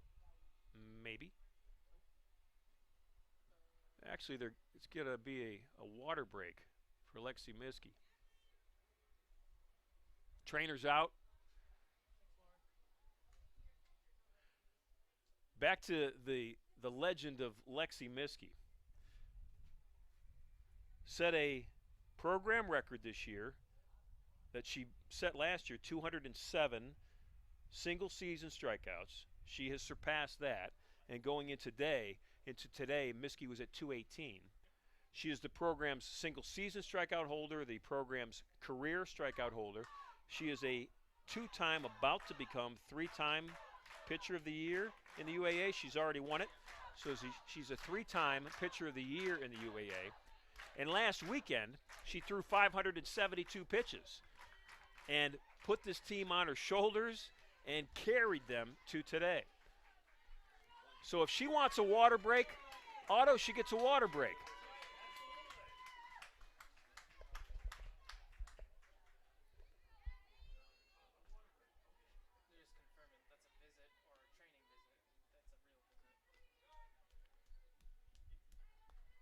It's like a master's class in umpiring today, isn't it?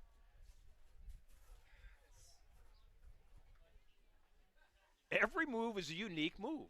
I mean, there have been situations that typically you don't see in a regular game. That was one of them. I don't know that I've ever seen a water break in the circle. I'm sure it's happened plenty of times, but I don't remember seeing it. That could be because of my advanced age, too. Could be because it's usually about 20 degrees cooler. John Schwartz, Vice President of Communications and everything else here at Case Western Reserve, said it could be, and he's right. It could be because usually in the spring in northeastern Ohio, it's like 20 degrees cooler than it is today, or somewhere around the mid-30s. So nobody needs a water break because the water's frozen. It's like an ice cube break at that point.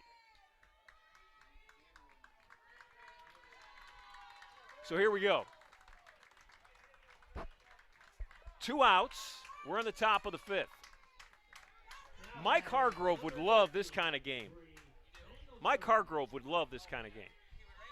You know, just one stoppage after another after another. I mean, savor it, right? It's a beautiful day. Where else would you rather be? Let's take our time. The first pitch is high and outside. It's ball 1. This is Bree Mangelson. Bree's at the plate, 0 for 1 officially. Walked in the first inning, flew out to left to lead off the 4th. She's up in the count, 1 ball, no strikes, with 2 teammates on and 2 outs. That pitch is right underneath her hands, and it's just off the inside part of the plate for ball 2.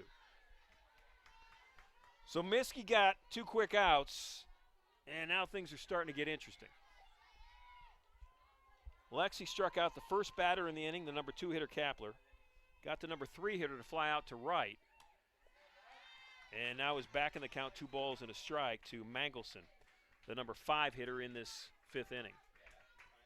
Stuckey had a single with 2 outs. Dodd walked. Count 2-1 on Mangelson. 5-2 Spartans. We're in the top half of the 5th. Game 1 of the Super Regional held here at Mather Park between Co and Case Western Reserve. Here comes the 2-1 pitch from Miskey, and it's fouled back. Mangelson had a real nice swing on it. Counts even.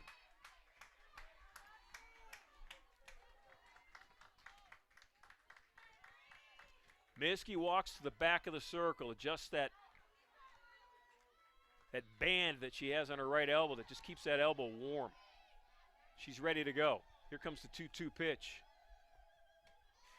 And not chasing was Mangelson. We go full count. Count is now full. 2 outs. And running on the pitch will be Stuckey and Dodd. Miskey would like it to end the inning.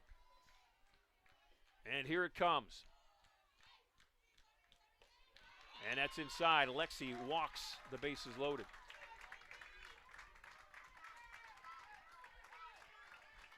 Well, suddenly the drama level has bumped up a little bit.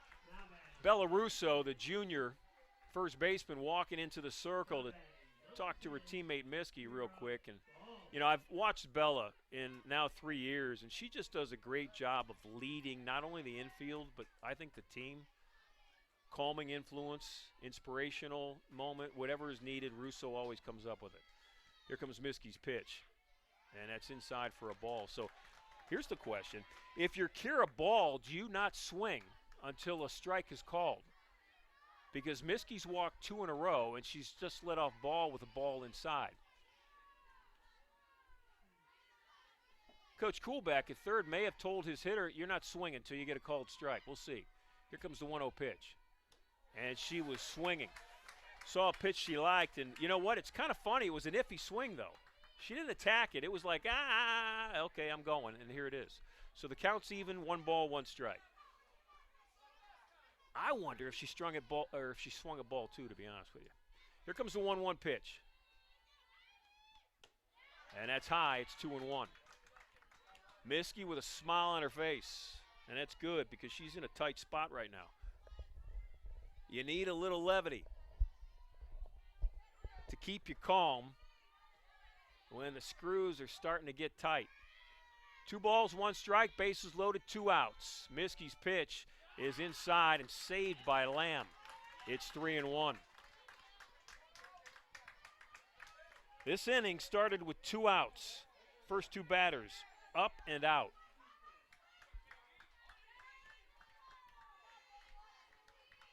Here comes the biggest pitch of the inning for the moment.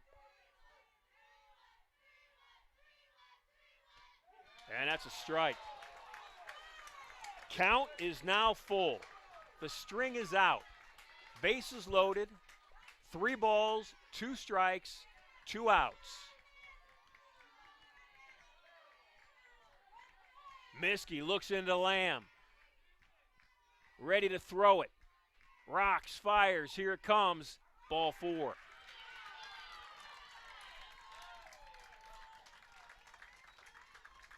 Lexi's walked 3 straight. And Coe has cut the lead to 2 runs, it's 5-3. And in the meantime, the bases remain loaded. And I can tell you this. Well, Kylie Hosey's warming up. But the way last weekend went, the confidence of the coaching staff is clearly on the right arm of Lexi Miskey. But she's got to channel that inner drive right now. She's got to find a moment in her mind that's going to get her through this tight spot. And if you're Coe, you see a real opportunity here. 1 is already in. They were down 3 runs. Now down just 2. And speaking of 2, number 22 comes to the plate, the second baseman. And that's Marissa Vodica. Vodica, 2 pop-ups to shortstop. Both times up, popped it out to Potts. Here comes the first pitch to Vodica. And it's a ball.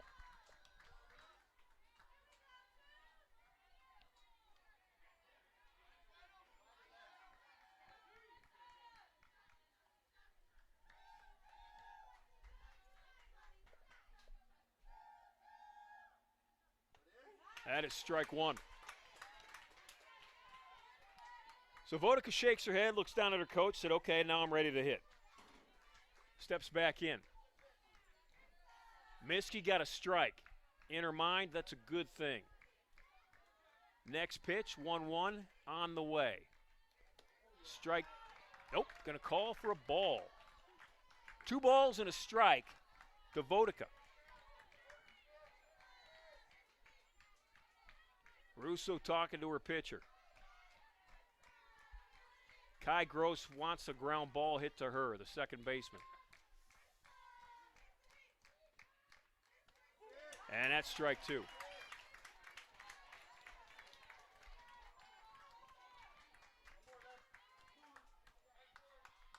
I'm nervous, and I'm not even playing in the game.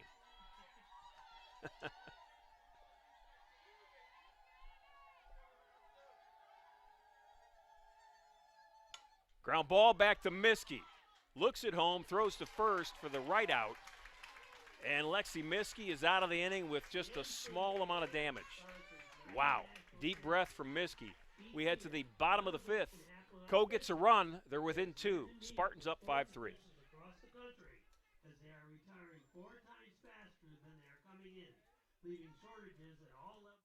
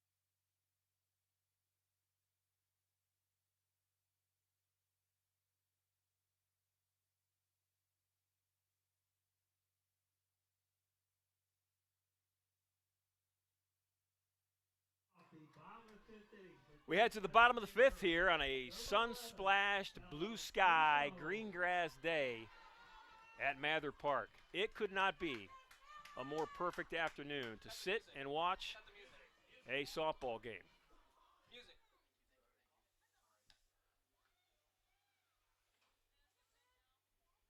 That is a no pitch. Do you think home plate umpire Jason Booth didn't like the song that was being played? Like if you were playing, you know, like Springsteen or Def Leppard or something that Jason liked, that he would have let that pitch happen? I'll have to ask him what his favorite band is. That's a pop-up.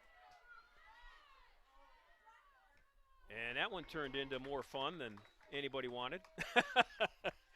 I'm telling you, that sun is not fun. I don't know if Shaley lost it, the third baseman.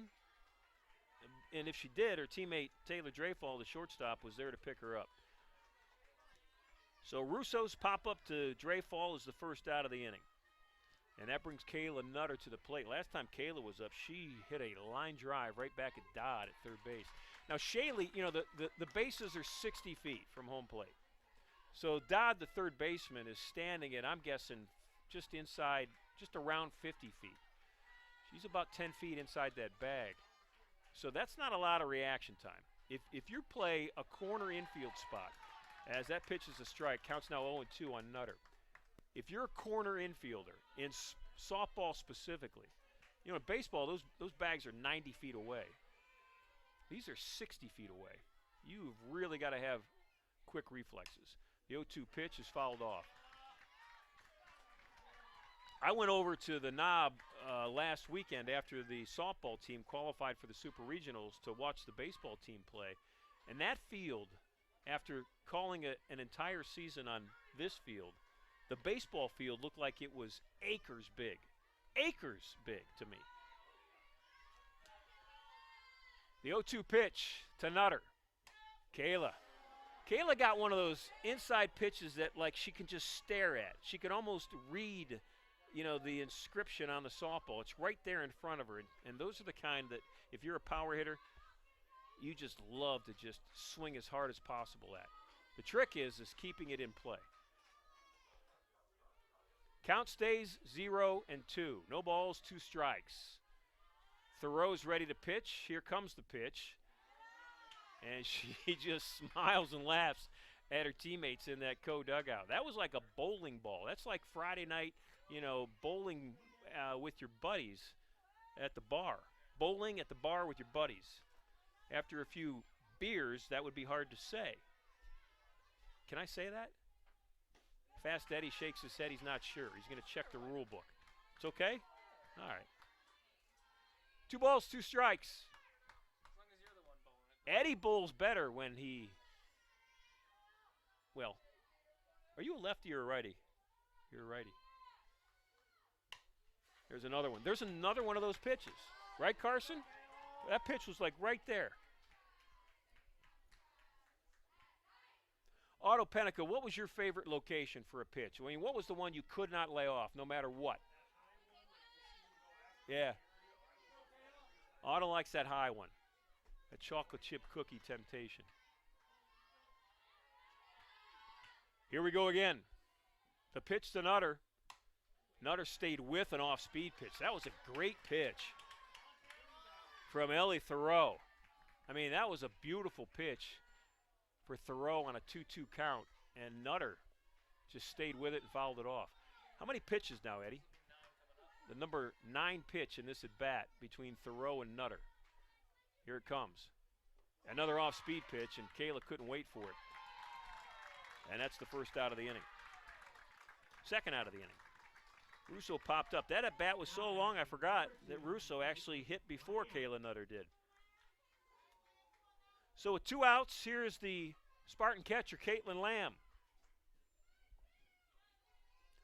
Lamb's spot in the batting order has scored twice. Caitlin herself in the second inning when she hit a solo home run. Off-speed pitch for strike 1. And then Jordan Manwarren, who was running for Caitlin when Caitlin led off the 4th, scored in the 4th, that 3-run 4th. It is a 2-run Spartan lead right now as we stand in the bottom of the 5th.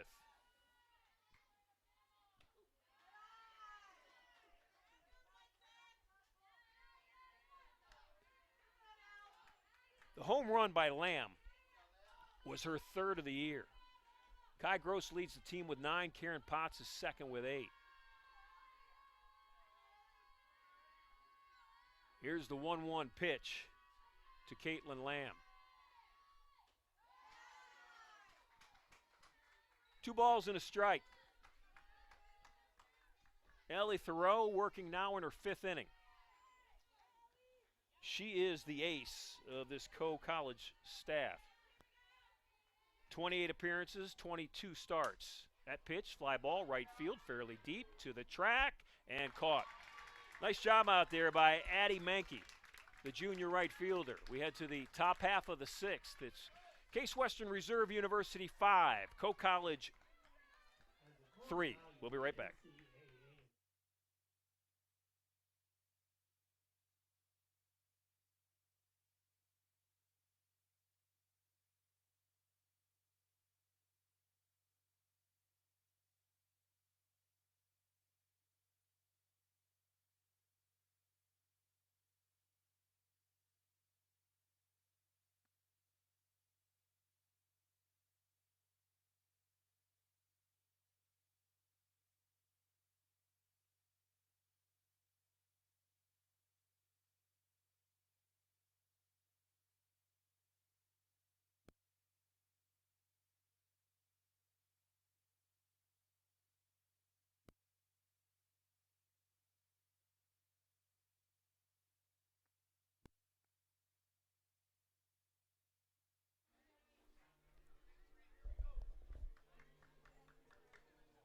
Number 3, Addie Mankey, who made the last out of that inning when she caught the pop fly on the track in right field, will start this inning at the plate.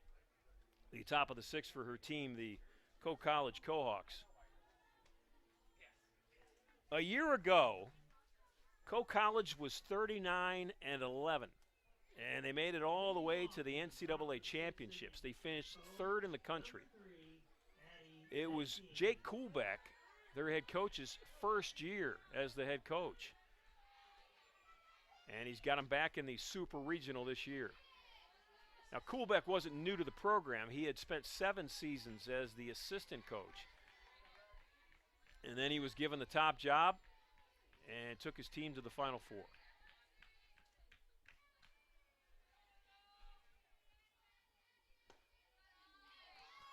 And Miskey starts this inning not the way she wants to. Down on the count 2-0 to the number 9 hitter, Addie Mankey. I've got to believe if you're Co-College, you're going to the plate waiting until you get a strike called on you. Just to really make Miskey work.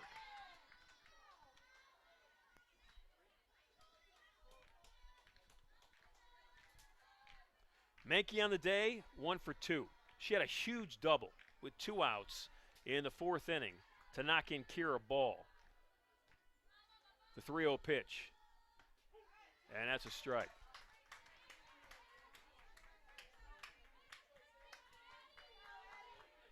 Miskey knows the routine.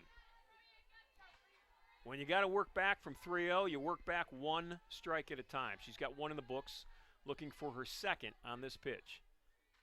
And she'll get it. And will Russo get to the foul ball, and it falls up against the fence just past the dugout. So the count is now full.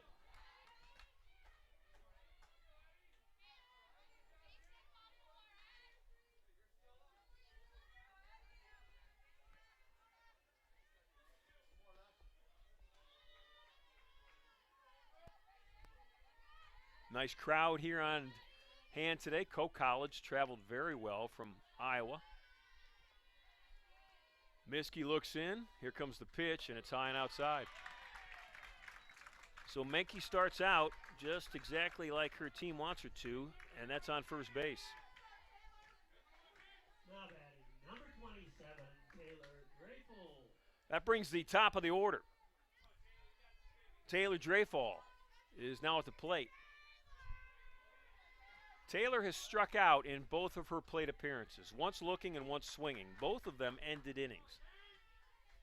On at first is Menke. Spartans with a 2-run lead. Bunt, popped, diving and just missing is Lamb. Boy, Caitlin Lamb gave all-out effort.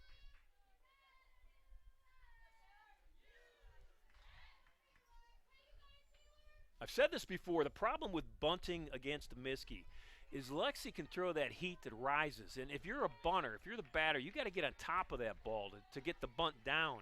And if you're trying to bunt a ball that's rising, it's hard not to pop it up. The 0-1 pitch. And swinging and missing on a high heater. It's strike 2.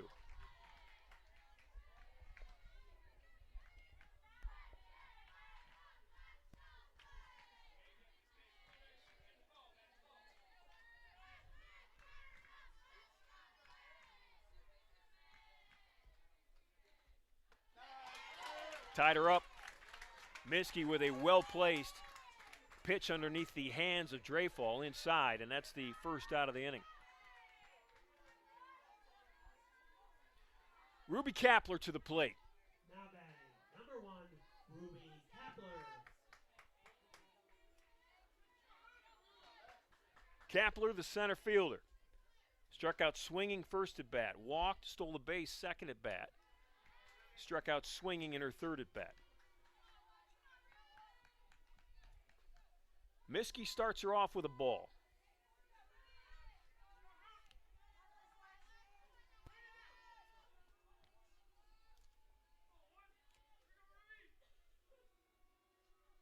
Kapler, that's a line drive, that's trouble. Down the left field line all the way to the wall.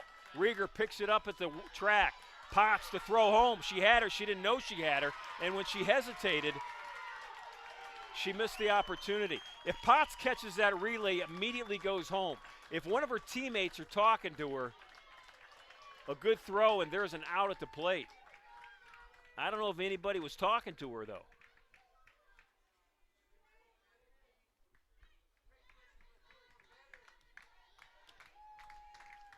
So Kapler was due. And she came through. 1 out, double. Scores Menke.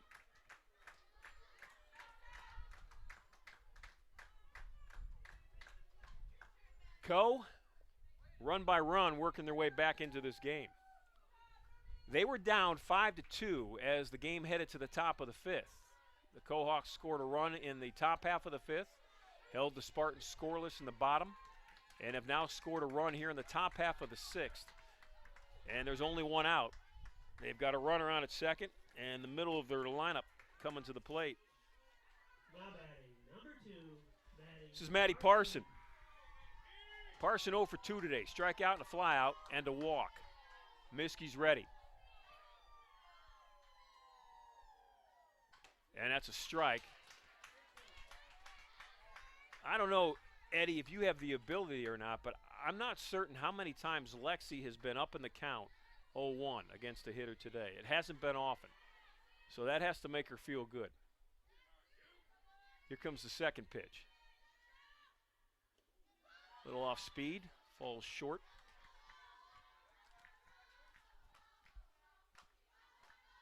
We don't have all of the technology that a major league press box has.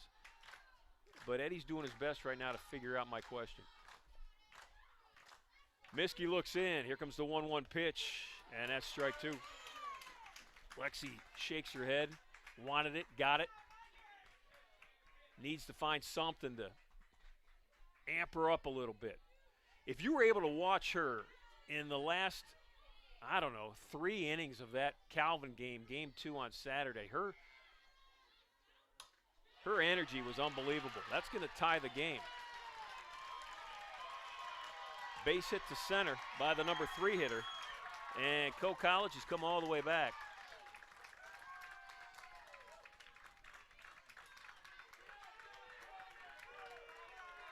It was a 5-2 Spartan lead after 4. We're in the top half of the 6th. It's now 5-5. Now batting, number 34, Skylar Skylar Stuckey. Stukey's at the plate. Spartans looking to get an out. There's 1 in the inning. Miskey gonna dig in.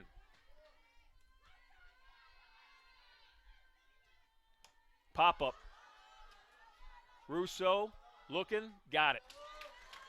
First baseman came in. She's got a better opportunity on that than the catcher, Caitlin Lamb, kind of almost looking back over her head. Russo coming right at it. That's a big out. Number 4, Shaylee Shaylee Dodd. Dodd is now at the plate. 2 are in for the Cohawks in this inning.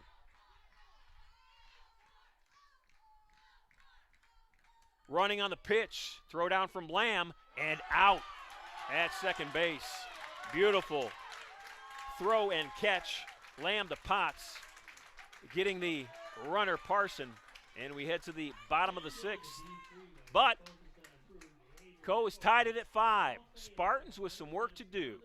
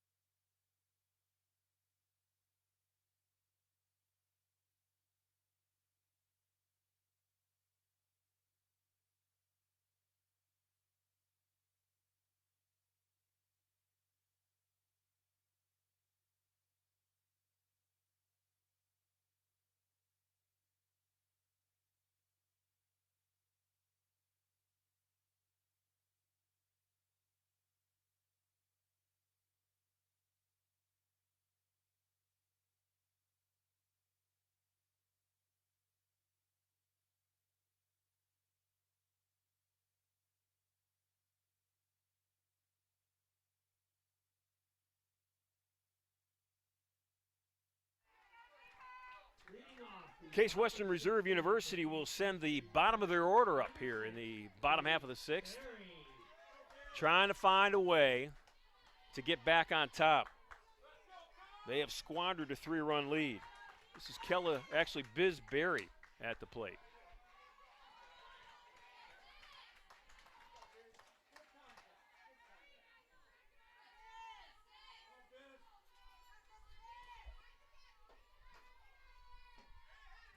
Barry 0 for 1 today.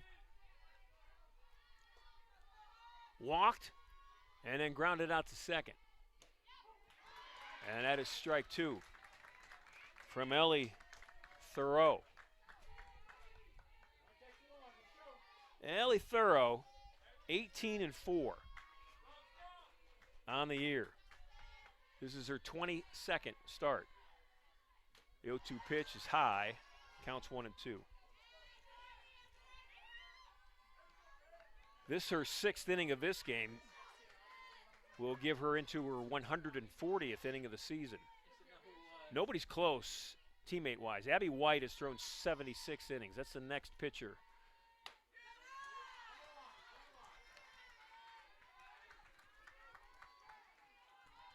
very much like the Spartans, to be honest. Miskie's thrown 173 innings. The next closest is Kylie Hosey with 80.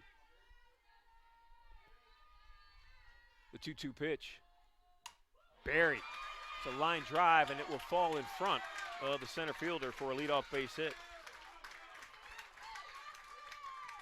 I hesitated because Ruby Kapler is a real good center fielder out there, and I didn't know if Kapler was going to get in to get that one or not.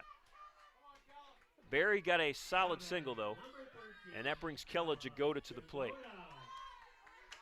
Jagoda had a bunt for a sacrifice in the first inning that put Barry on at second. And she got a base hit. She bunts this one in front of the plate. Kella off and running, and the out at first base. Nice job on a short throw by Shaylee Dodd for the out. Jagoda's on at second.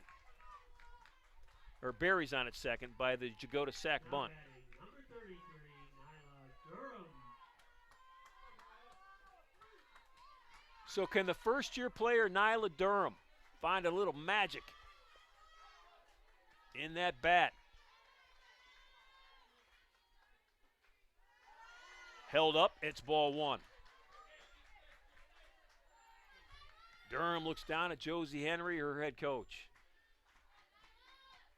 Nyla looks out at the circle, steps in, sets her grip. Here comes the pitch.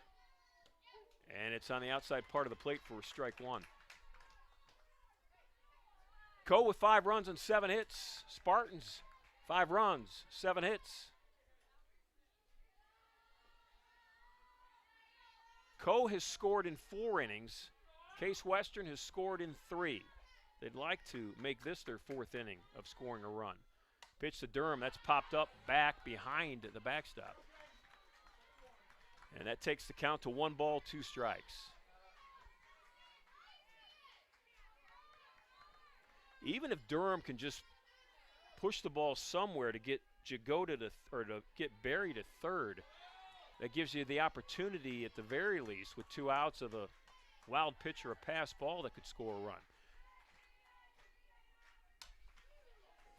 Or a base hit. How about that? That is a seeing eye single. That is a perfectly placed ground ball in the infield. So Durham gets the base hit and moves Barry to third. For the leadoff hitter, Karen Potts. Number 12, Karen Potts. Potts, the first-year player, the shortstop. She has lined out twice and had an infield single with a run batted in. Base hit. That is a solid shot at first pitch swinging. Durham with speed is going to go to third easily. Nyla, not with 1 out, you're not going to make that risky. But, I mean, Durham's so fast that when that ball got fumbled in the infield, Potts is going to go to second. And the Spartans with runners at second and third. Eddie, again, first pitch swinging by Karen Potts. Here's my homework assignment for Fast Eddie Karakis. Because he's got nothing else to do on a Thursday night. He's a single guy. Just eat cheeseburgers and drink milkshakes. While you're doing that, look up at how many first pitches Karen Potts, and we'll just take the tournament so far. How many she has swung at. I bet you the percentage is significant.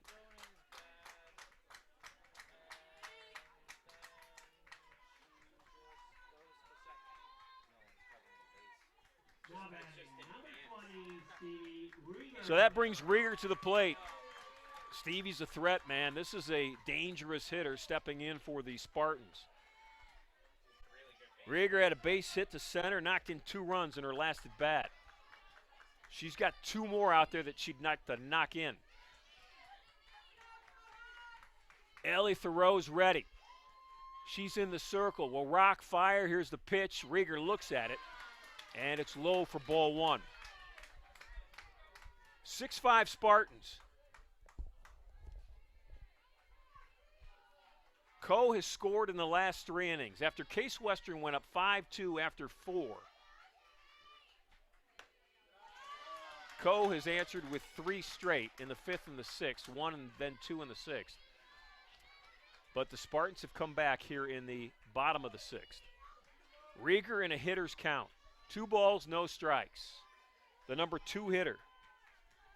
Hitting .400 on the season. Fly ball, right center field and deep. No, not that deep. Boy, that ball got held up. Durham tagged and scored. Potts tagged at second, went to third.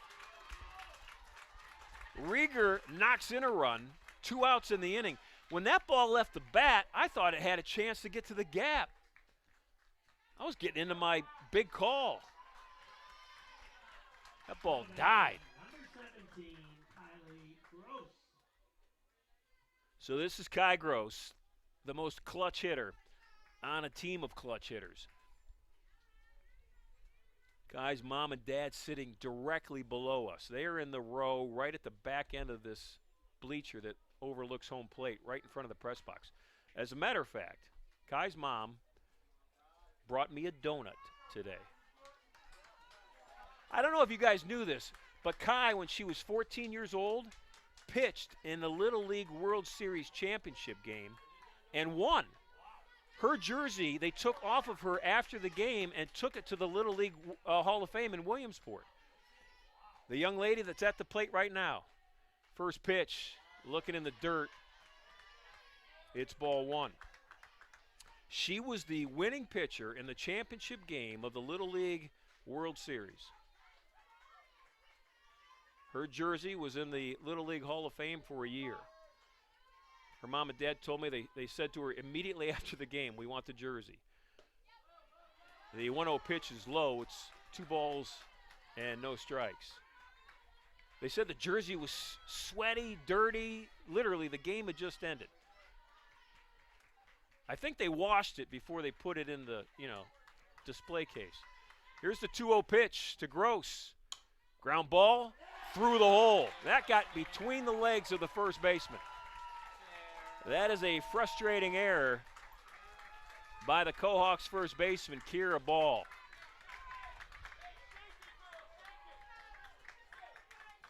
So the inning continues. Now batting, number 11, Bella Russo. Bella Russo is at the plate.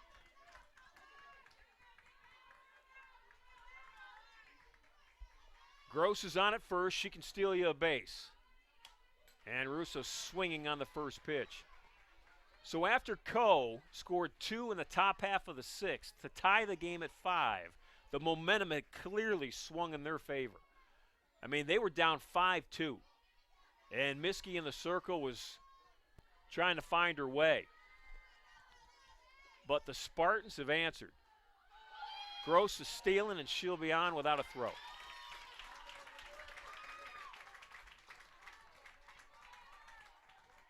So she is in scoring position for her teammate, cleanup hitter Bella Russo. Russo with an RBI in the box already today. She hit a double in the first inning, knocked in the first run of the game for the Spartans. Had a single in her next at bat and popped up to the shortstop in her third. She's 2 for 3. 2 balls, 1 strike, 2 outs. Spartans now up 8-5.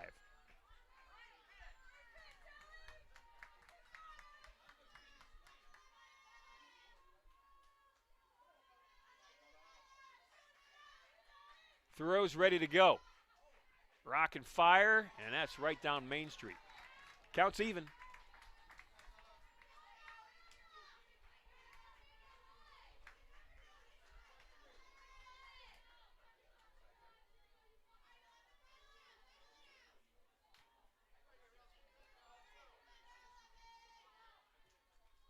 Big pitch. Here it comes.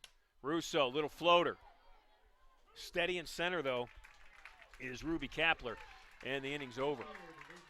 Spartans score 3 times. They break a 5-5 tie, and they're up 3 as we head to the top of the 7th.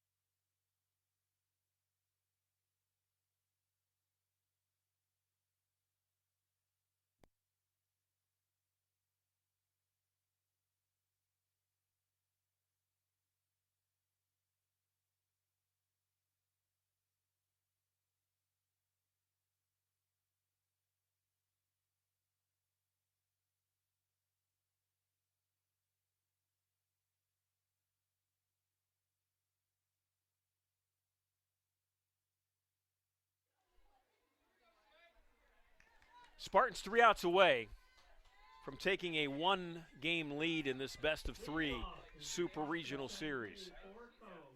Only 16 teams remain in Division III across the country. 8 sites are hosting today Game 1s in the best-of-3 series with those 16 teams. Miskey in the circle, and the first pitch is a strike to Shaylee Dodd. Dodd walked in her last at bat.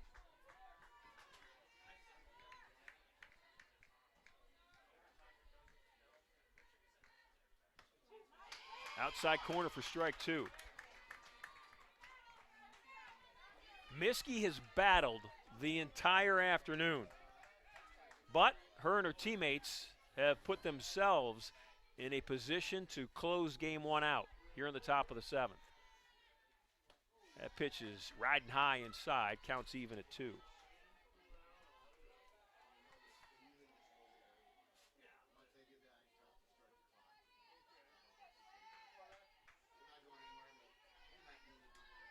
Miskey's given up 7 hits. She's walked 7. She has struck out 7. So if you're playing numbers at Vegas, play the 7 right now. Fast Eddie Caracas said that's on a slot machine at Vegas. How many times, Otto, does Fast Eddie go to Vegas? Is Fast Eddie a little floater to Potts, and Biz Berry's going to come over and get it, so that's the first time. Is Fast Eddie what they refer to as a whale in Vegas? Are you? Now batting, number 13, Bree Mangelson. Bree Mangelson's at the plate. There is 1 out of the inning. Mangelson officially 0 for 1 today, fly out to left. She's walked twice. Miskey's first pitch is fouled back. Spartans 2 outs away from a Game 1 win.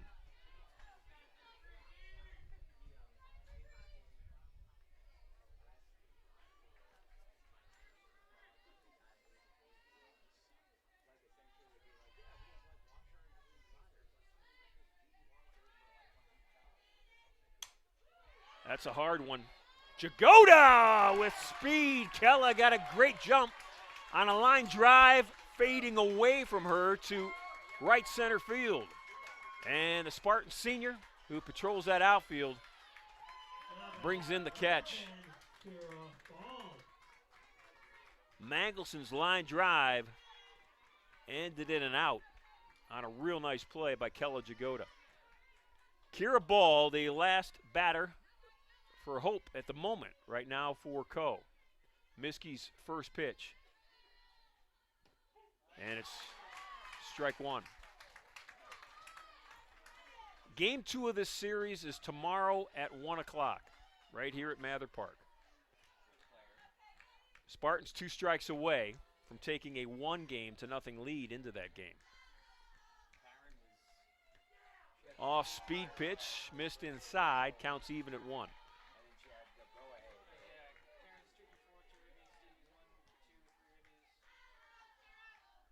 Ball 1 for 2 on the day. Scored a run and walked as well. Here comes the 1-1 pitch. And Miskey's a strike away.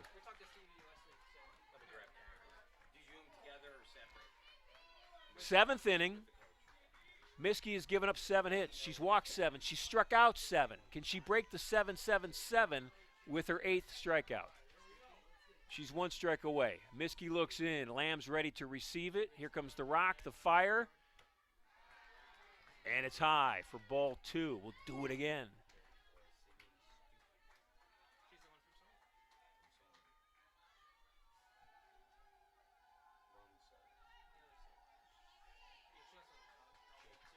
Miskey looks in. Lamb's ready. Lexi's throw. Ground ball. Potts with a strong arm. Short to first. Russo catches, and this game's over. The Spartans with a well-earned, hard-fought win over Co College. 8-5, the final in Game 1. 1 o'clock tomorrow, Friday, back here at Mather Park will be Game 2 in the best of 3 series. And we'll have it for you. For Fast Eddie Karakis, our sports information director, for John Schwartz, our vice president of everything here on the Case Western Reserve University campus, for Otto Penica, our public address announcer, and for Carson Marachka, our scoreboard operator. On behalf of our Director of Athletics, TJ Shelton, I'm Ron Yance. Thanks for watching. We'll see you tomorrow, 1 o'clock. We'll bring you Game 2.